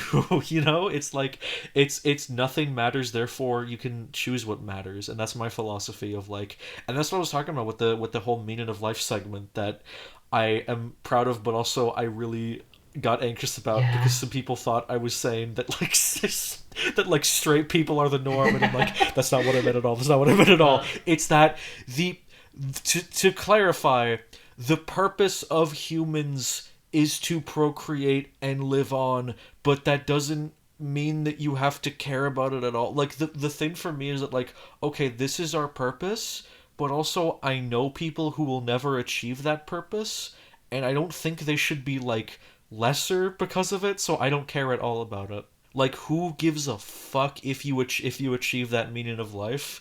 Because if you're hyper fixated on achieving it, you look like a weird asshole. I, to an extent, understand the viewpoint on the uniqueness of writers. I mean, the logistics I use when I kind of think about like who is my work gonna appeal to is just a simple logic of surely there must be like millions of other people, at least hundreds of thousands of people just like me, with my kind of personal interests and my personal tastes, which this work will resonate with. Case in point, you. Uh, so like we as a human species may not be inherently unique as people, but I think I have a lot of reverence for finding that common ground between each other. Um, so like I don't put people on a high pedestal. At least I don't try to. But sometimes maybe it'll slip out. Can you put me on one? No, Okay. you are a person like everybody else, and I think that's wonderful. Wow.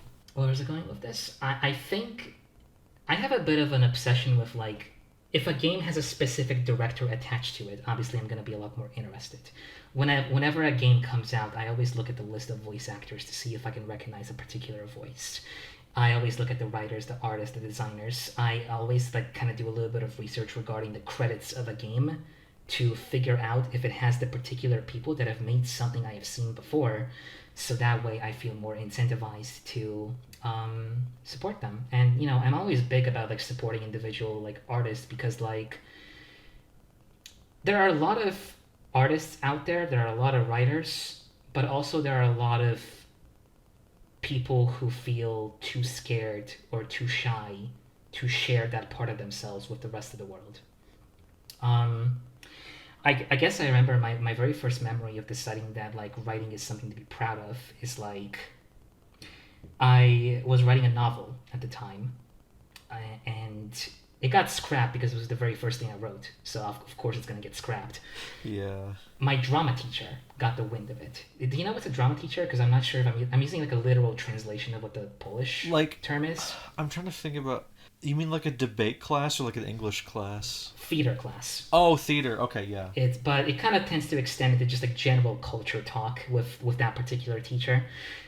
He was a really cool guy if you ignored all the fucking phone bat Facebook messages that he posted on Facebook. Oh no. But other than that, he was pretty chill and was pretty cool, and like he incentivized me into doing a lot of creative endeavors in ways that I was too nervous to do. So he caught wind of the novel and he wanted me to share some paragraphs with him, and I was nervous. I was super nervous because like we're dealing with like a guy that's like 30 years older than me. Who's to say that this novel is for his demographic, and who's to say he's gonna understand it? Because I wrote that thing like a fucking weird amalgamation of Earthbound and Silent Hill aesthetics. So it was just a thing of like, I'm not sure if this will even like click with him. But I guess the thought that kind of like changed that around was like, if I don't feel proud of my work, no matter how blind that pride might be, then who is gonna feel proud for me? Truth. If I don't like my own work, then who is gonna like it? Yeah. That was kind of the switch that clicked for me and changed a lot of things about the way I approach writing. And still some self-conscious issues aside, I take like an extreme amount of pride in the fact that I wisened up and just got to it, and I started sharing it with other people, no matter how embarrassing it was. Yes. I think that takes a lot of courage, and it's not something to undermine. And as a result, whenever somebody wants to do it, I'm gonna do everything in my power to support them on an extremely overzealous level, even if it doesn't like really deserve that kind of level. Because those people need to be encouraged. They just don't fucking give up on the doormat. Have you ever heard that Stephen King quote? Well, I don't think it was. It was a quote in Stephen King's book on writing. I read it because my dad gave it to me. There was a quote of on the first draft, write with the door closed. On the second draft, write with the door open.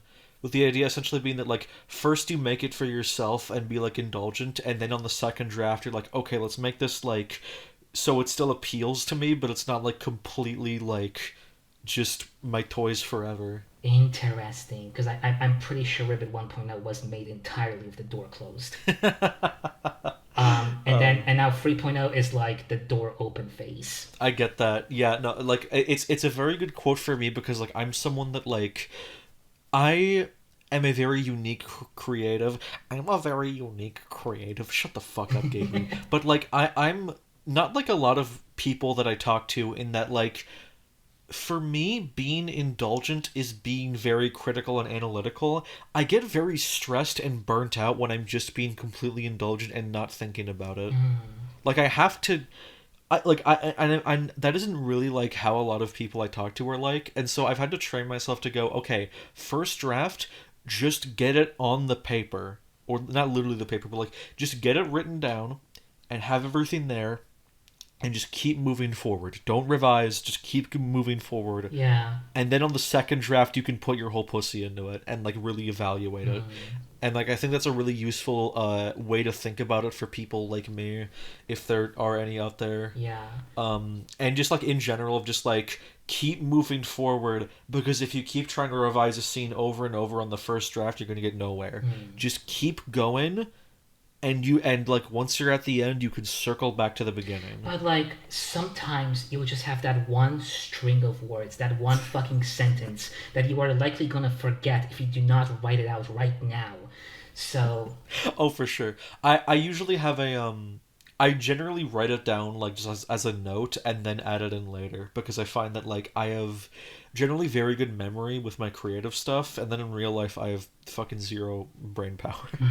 There's a scene in Rivet 3.0 that's like, it took 15 rewrites, I think, by my count. It was a couple of the rewrites were during the time where I thought I should be making the update to appeal to other people, and then a couple of the other rewrites were done by the time I realized that was stupid to do. I get you. And one last rewrite by the time I started programming it in. Right? It just kept going and going and going, and it was such a big scene, and I just kept going. But like, yeah, I definitely agree with your advice. It's you can get stuck in hell so easily with writing. Yeah, and honestly with like a lot of like artistic things of just it because it's always like like a thing that's done but is bad is always better than a hypothetical good thing. Mm-hmm. The art sucks, but in a cool way. Yeah, and it's like I'm sure you've seen a million variations of the holy shit two Yeah. cakes thing, but like it's like oh man, that guy's cake is like way prettier than mine. Someone comes by and goes like, oh my god, this cake doesn't look like shit. Thank fucking finally. It's not fucking overproduced to all hell. Yeah, so that's good. Okay, here's my next question. Thoughts on Mini Gabri? Mini that exists. Yeah, you know Mini Gabri? Oh, I remember. Was that at the very end? there's a, there's a cup, but that joke made me fucking die laughing when I was editing at like 2 in the morning. Did you pitch your voice up? Yes, I pitched my voice up and the music and all the sound effects. Okay, so I didn't just like misremember that. That's good. It's good. I laugh so hard. You cannot play as Mini Gabri. What if like Mini Gabri is like so tiny and her arms are so small that she cannot do the iconic YouTuber cross arms pose for her persona? The arms are just too small to reach around. Sure. Like, do you get what I'm picking? Do you get what I I'm think I picking get now? what your picture is that her arms are too tiny compared to the rest of her body. So like she really tries to do the iconic arms cross pose, but it's just not working out. But it's so cute that she's trying. I love that's so funny because I don't even have like this arms that can do that for my Sona. I have it in like different segments and I don't have any crossed arm poses. Okay, good. Never do that. Never do that. I never will. Don't worry. I don't even fucking do that in real life. We do the hands on hips pose now. It's the style now. Yeah, it's the style. All right. I'll ask this. Of just like this is partially been answered. Like, what have you been up to recently? Us like Rivet and aside from Rivet and just like fucking hobby shit. Just like what have you been into and what have you been working on? I guess. Against my better judgment, I have been playing a lot of Megami Tensei recently. I see. So here's the deal. Blowing on my glasses real quick. I have been really trying to get into RPGs, like turn-based RPGs where you have to take damage and you cannot avoid it. Right before that, it was only like Mario and Luigi and maybe Paper Mario and Undertale, of course. And I guess I kind of had like a weird fear because I'm so obsessed with like reflex-heavy games. Games where you can always dodge something. The concept of a game where you cannot dodge shit and you have to like conserve on resources in order to heal yourself occasionally was very stressful, super stressful. So I began a marathon of like every single fucking RPG that is known to Earth and has some degree of reputation to it.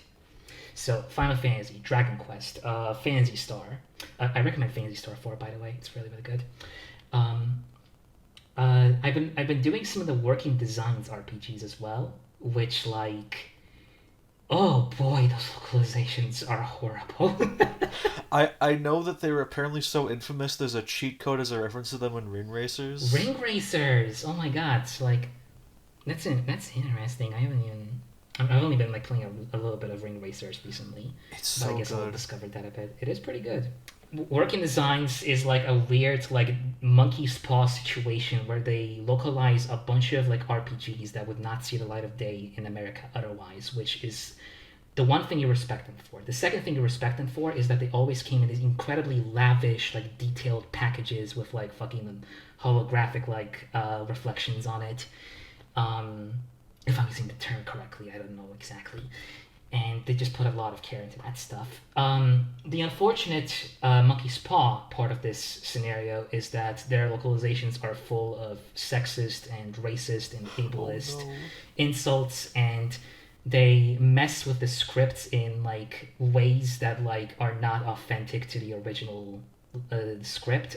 They often localize the games to be a lot more mean-spirited overall. The characters just like insulting themselves often and using a lot of creative insults. Some slurs there as well. Very charming. Very charming. But fuck me, I wish somebody else localized Popful Mail on the Sega CD because that game is incredible. Oh, Popful Mail. That's on my backlog. Is there like a fan translation or something that I should play instead? I don't know, because that game is also like full of voice acting, and like they did do the voice acting, and it's like, God, that game comes so close to being incredibly charming if it weren't for the fact that the R slur gets dropped every now and then. Oh no. Right? Kind of sways you from doing it, but like if you can put up with that, there is something good there that was done by the original Japanese developers, which was then kind of butchered by working designs, which that's why they were called wrecking designs in the old days. Um, there is at least one thing I would recommend, which is there is an effort out there called Unworking Designs. It's a guy that went by most of the Working Designs games and created a ROM hack, a little patch you can use that like reverts a bunch of changes, a bunch of difficulty-based changes back into how the original Japanese version did things. Because Working Designs was also known for making their games stupidly difficult in ways that were sometimes legitimately broken. Example, Exile Wicked Phenomenon was like a very bad example of this. But yeah, so those are one of the things. Something better is Megami Tensei, but it is better in the sense of like this is what I was talking about regarding games that I hate but also love in a certain way. We all know Megami Tensei was the origin of Persona, but Megami Tensei has a horrifying amount of spin-offs attached to it that are in Persona. There's so many fucking games. There's the Last Bible Game Boy spin-offs. There's 3 of them. There's 3 Last Bibles, plus like 2 other ones on the Game Gear, I think. There's Devil Summoner. There's Devil Survivor, not to be confused with Devil Summoner. There's fucking there's of course the Shin Megami Tensei series, but that's also preceded by the Megami Tensei series that is featured on the NES games. There's the Majin Tensei games, which alongside Devil Summoner are a series of strategy RPGs that have not aged very well. But unlike R slurs with Popful Mail, this time it's just because they're not very fun to play.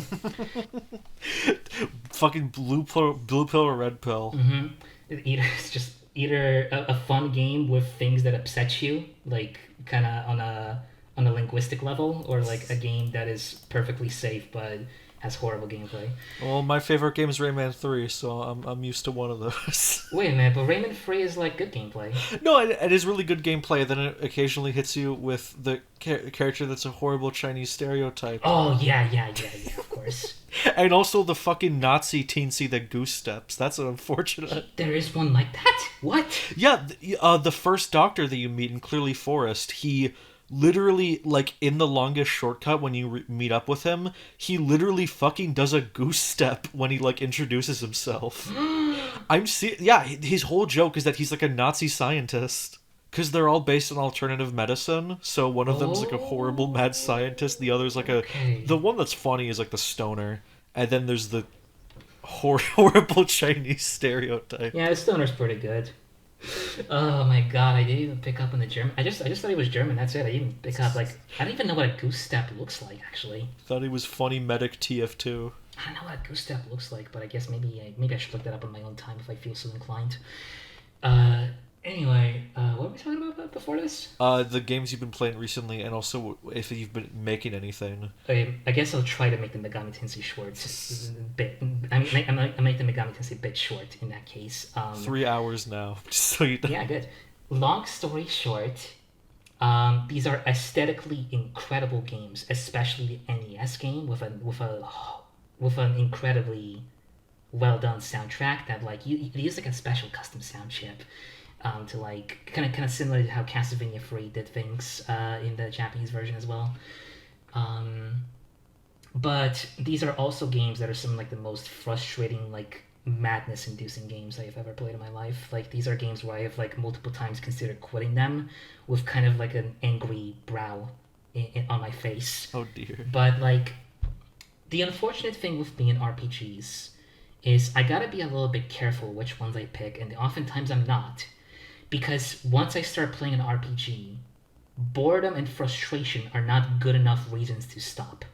I'll try to convince myself multiple times to stop, and that can be like up to 6-7 times, and I just can't. I feel like it's an OCD thing. I don't know what it is. It's some sort of psychological thing that I cannot seem to combat no matter what I do. So that's pretty bad. Regarding things outside of Ribbit 3.0, so I'm working on something, and it's gonna be a little bit a while from now. Something that's not Ribbit related, but I think it's gonna be really cool when it drops. But I cannot tell you anything about it. I can maybe spoil a little bit about another idea I had in mind, which is Is that thing like a video game, or is it something entirely new? let's just not. Okay. I can't tell you about the other thing though, because we can just put the idea that like I am working on 2 projects basically that are not Ribbit. There's this, and there is we're coming back to the idea where a song inspired not just a scene this time, but an entire game. You know Machine Girl, right? I've heard of them. I think I listened to the one that samples Sonic CD in a YTPMV. You've listened to them because there's some neon white music in Ribbit, in the alternative soundtrack at least, and that is Machine Girl. Okay. Besides Machine Girl, however, Machine Girl also has like a subsidiary. It's like a collab between them and like another artist, and the band name is called Prolapse. I see. Which I'm gonna have to say with a straight face, unfortunately. So what Prolapse is, in a PG-13 sense, is electronic long-form music where a single song can go up to like at least 10 minutes, and what that song is effectively the same 2 to 5 second loop over and over with slight variations per every 20-30 seconds that serves the idea of drilling itself into your head at a loud, very loud frequency until by the time the song is over, you feel your ears ringing. It's that kind of... Why? It's very, very loud and intrusive and very like... I think I treat it in that kind of like a heavy metal sense where it's like very like... It pumps you up in a very aggressive way. So, I don't know if you picked this up on Ribbit, but one of the things I care about when selecting music choices in Ribbit in particular is I like songs that utilize repetition as a way to enhance the impact of a song. Like a time loop, but a song. Like Drakengard, for example. Drakengard is an intensely repetitive soundtrack that kind of works because of how committed and aggressive it is to that idea. Oh yeah, all the fucking Drakengard music used in Ribbit is crazy as hell. I gotta play that. I want to play that at some point just because the music I've heard from it sounds fucking maniacal. It's like, yeah. Are you, whatever the hell happens when the song that plays when you fight Manos? Mm-hmm. I don't know what the hell. Are you to fight like an elder god? I don't know. I gotta play this. I don't want to know anything. I just want to go and stream it and see what the fuck happens. Okay. So yeah, I guess Prolapse is within that Drakengard ballpark, but I think it's on an even more intense level than that because it's more of EDM-ish music than like orchestral sampling. So I'm gonna link you an album, and give me a sec to look this up real quick. I'm gonna link you this, and this could. For the audience, the album I just linked to Gabri is by Prolapse. It's called Guilted Hexcitation. It is approximately 36 minutes long, and I listened to this entire album. I imagined an entire game around it. Oh boy. I imagined, I guess, the possibility of like, what if there was like a single boss fight that was just this music album? Oh, okay.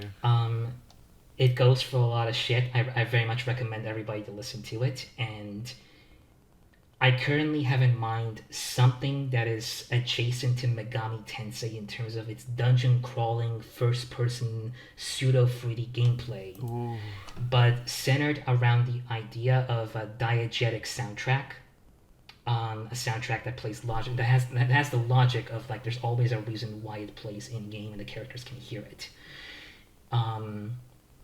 And using that idea to essentially create a dynamic soundtrack where it sounds like this. And it sounds like this constantly. Ooh. And then by the time it's over, you get into the other half of the game, which does not feature any music whatsoever. And instead just plays like little ambience, like birds chirping and like wind howling. And it creates a bit of a contrast. I guess I can go into a little bit of a more detail regarding it. The current placeholder title it's called a rave PG. A rave PG.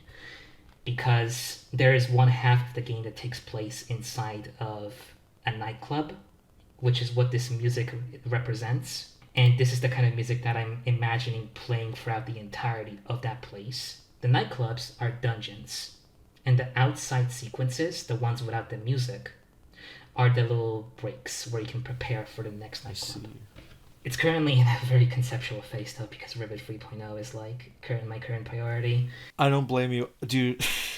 Dude, I want to make fucking like real video games so bad. Same. The Realio's kicking my ass. I would feel so weird like asking like, hey, does anyone want to like band a little team together and make a little game while I'm still neck deep in this fucking stupid fucking repaint? I feel it. People sometimes ask me like, I'm like really surprised you're still working on Rivet, and it's like, yep.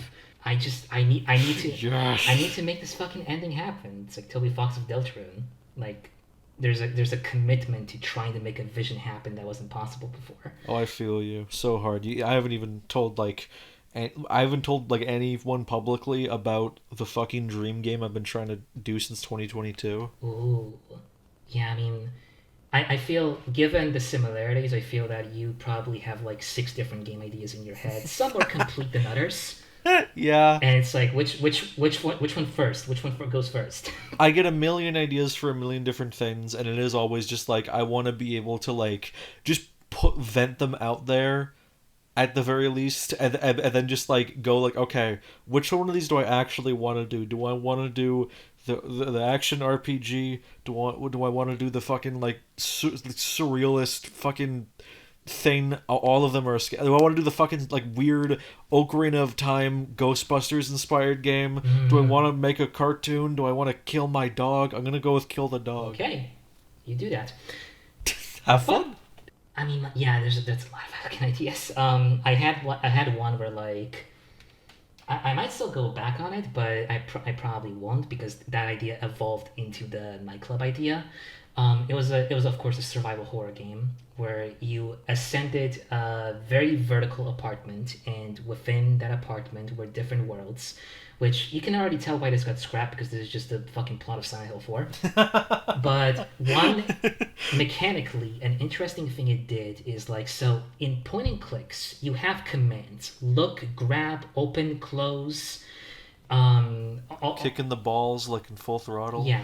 And I started wondering myself, what if a point and click command was like a limited resource that you had to spend wisely?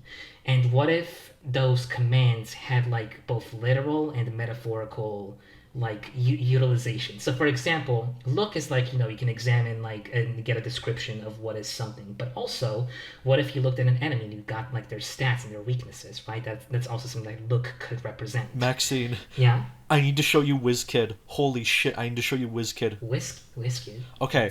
Grab is like, you pick up an item. Sorry. Let me you finish this, and then I'll talk about WizKid. Yeah, of course. But I guess I was kind of approaching the end.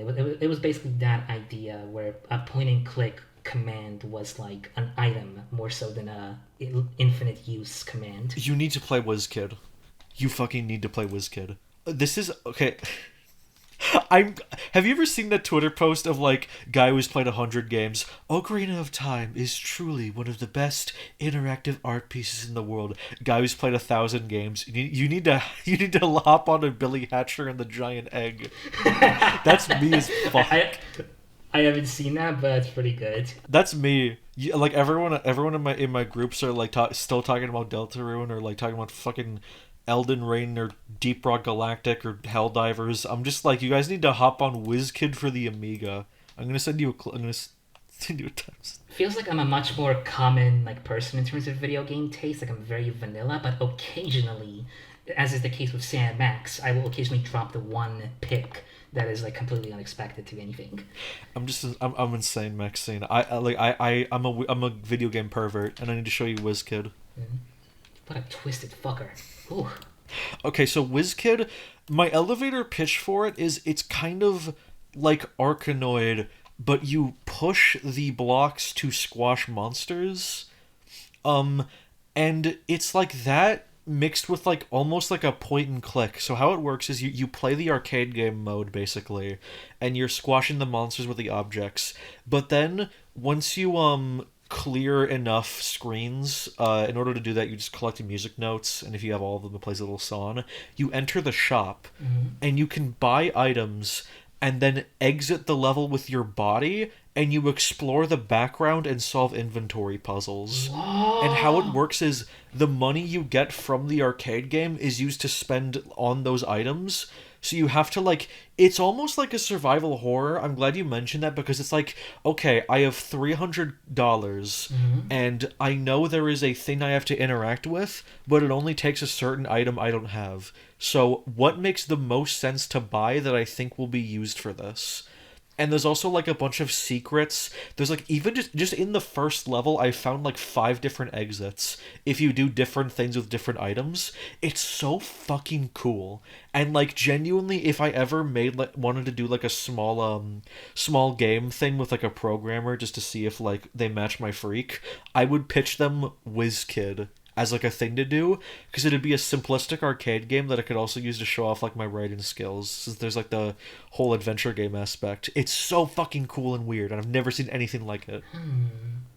Okay, currently looking at the footage and it's like I think I'm picking all the worst spots to look at this because I'm not seeing like the uniqueness so far, but I think I would have to like play the game myself. It's like 45 minutes it seems. Yeah, no, it's just a short little arcade game. I will send you my Amiga emulator and a copy.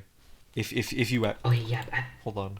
I don't even know how to fucking emulate Amiga. I love the Amiga. It's so cool. I think all I know from Amiga is like the one fucking game that's called Vendetta 21705. I used some music for that for Lancer.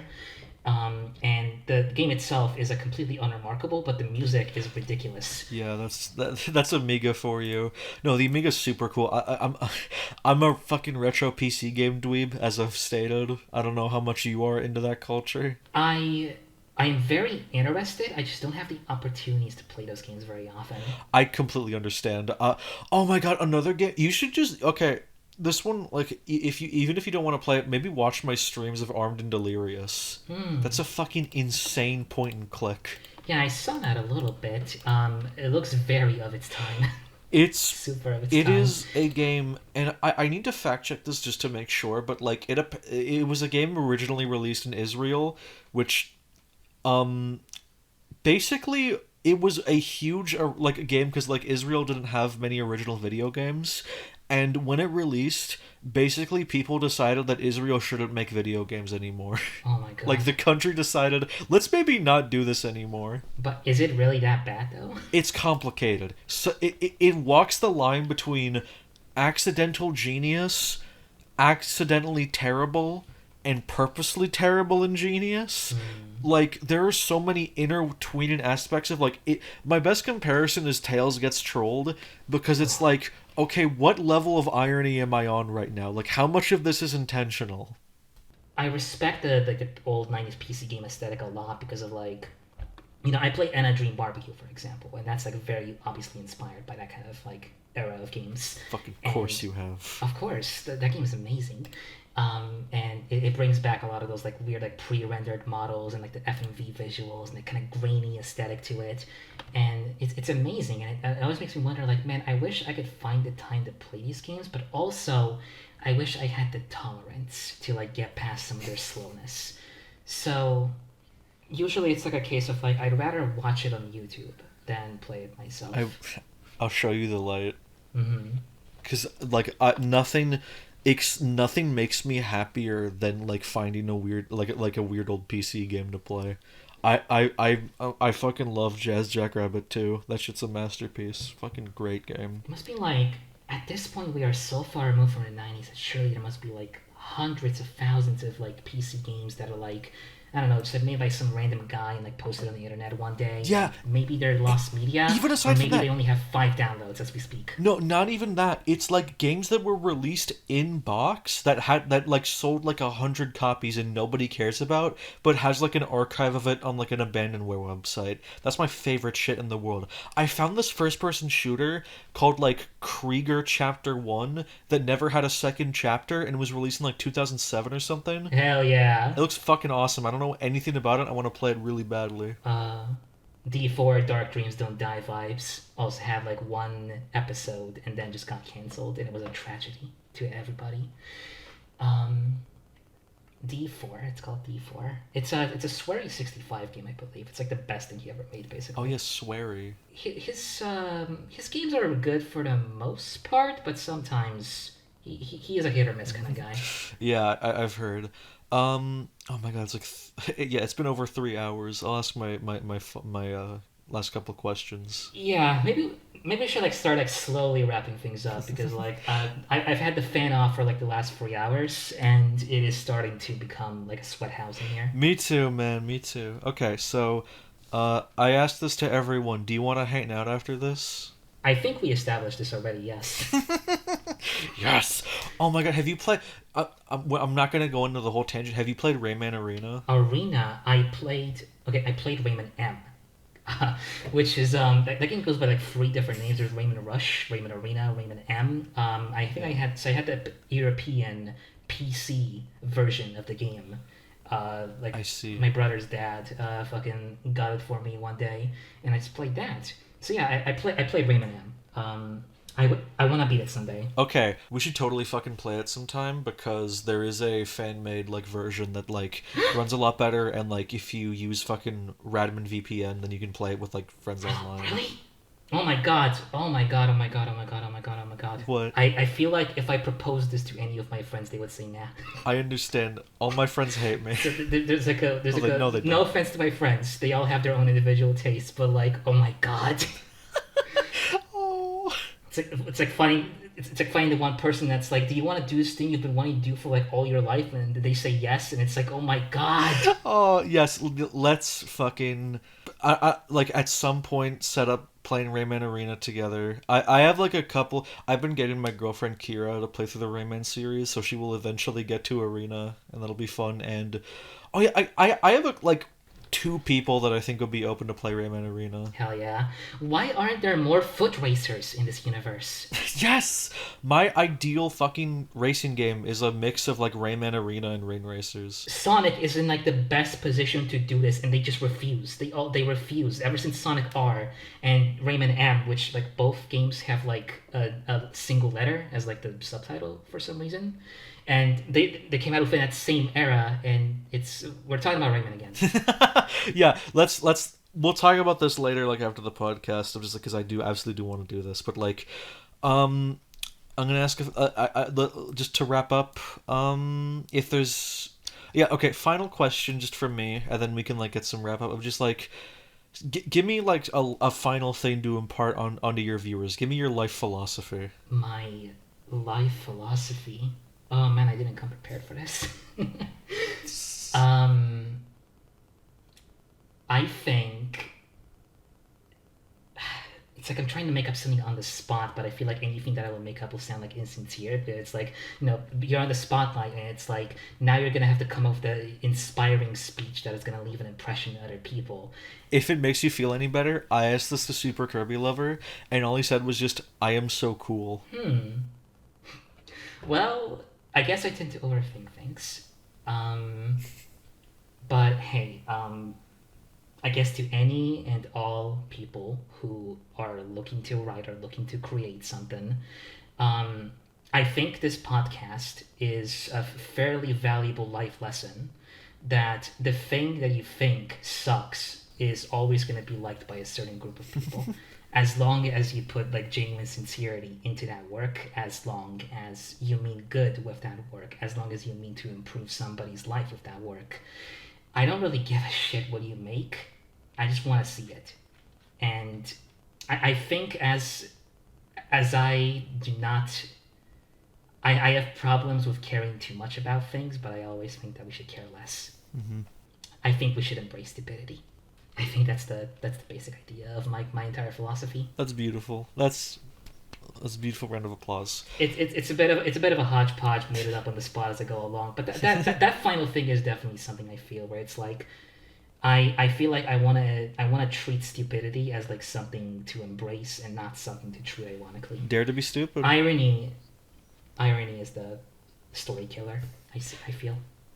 Actually, like the shitty like millennial like irony is the story killer. Like the actual definition of irony is often useful for storytelling. We briefly mentioned Forspoken before. That's like one good example of it. So let me get this straight. I'm somewhere not exactly Deltarune. I'm seeing. Okay, I've got. I'm seeing freaking Sonic, and oh yeah, my eyes are glowing. Wow. Now. I've got the actual message, I think. Okay. Your fantasy world isn't stupid. Your fucking weird, bizarre ideas that might not work for somebody or anybody aren't stupid enough to not do. I think the world is currently playing it too safe, and I think we could use a little bit of weirdness around here. Lovely. I to kind of bounce off of that is also just like, just as a note from me, everything for me when I make something starts derivative. And I think Ribbit is a living example of that, of like it started as just a funny Deltarune mod and then became something so itself that like I get kind of annoyed when it keeps trying to live in the shadow of being a Deltarune mod. Not in like any serious mode, but just like in stupid fucking jokes of like, I don't want to make the mocking voice in front of Maxine, actually. that feels mean. The mocking voice? I don't want to go like, Ralsei isn't in this game. Okay. I'm busting your balls a little bit. Just like this, I mean, I said it in the fucking video. Just like there's sometimes where it's like, all right, I get it. It's a Deltarune mod. You're not saying anything. The joke is just that it's a Deltarune mod. Can we keep going? But it's fine. You've gotten a lot better at it. You know how it is. It's a Ribbit. Ribbit, I guess, is just like in summary, just always been like an amateur going to something slightly less amateur. Yeah. It is an improvement of the person, and I think anybody seeking logic within its world is. I don't think that's the right way to go about things. Ouch. I think the better logic to seek in is like, well, it's not the right way, but like maybe it's like, do I believe in these words I'm speaking right now? That's the question. That's a very real fear. Don't worry about it. Just like I love Ribbit a lot. I'm very glad that we had this talk, and I think that Ribbit is very special, and it inspires me a lot. And I think that like, yeah, I mean, it's just proof that like, look at how far that thing that you think that nobody will like can sometimes take you is now. Like like Rivet is beloved enough to have an annoying fangirl asking if the creator can play Rayman Arena with them. That's kind, thank you. But when I was saying that, I was speaking more so to the mindset of like people who think the mod is bad because it doesn't make sense. And I think the better mentality is to stop trying to find sense in it and start trying to treat things from the perspective of the creator. That's my whole shtick. I am obsessed with who creates what type of work. I look at the credits, as I mentioned before. And in a similar sense, I've created this work around a real person, and I think that's something to be accepted, and I think that's something that makes it valuable, and yeah, that's about it. Just thank you so much for being here. Even if there were a lot of tangents, it was just very nice to kind of just like vent out a lot of things I had about Ribbit. I mean, obviously out of the whole video, but like it's very. Yeah. I'm really glad that like we could have this talk, and I really hope that like, this is a sign that like. The fuck am I even saying? I don't know, just like thank you for being here, and I am glad that I'm in the position where I can be doing fucking like interviews and shit. Like I made it. I'm the successful YouTuber. Everyone give me money now. Please do. She's actually pretty charismatic. Oh you. Oh me. Fuck off. Up, bye. No, wait, fuck. No, Okay. I'm still here. I'm still here. Yeah, okay. Yeah, that's it for the podcast.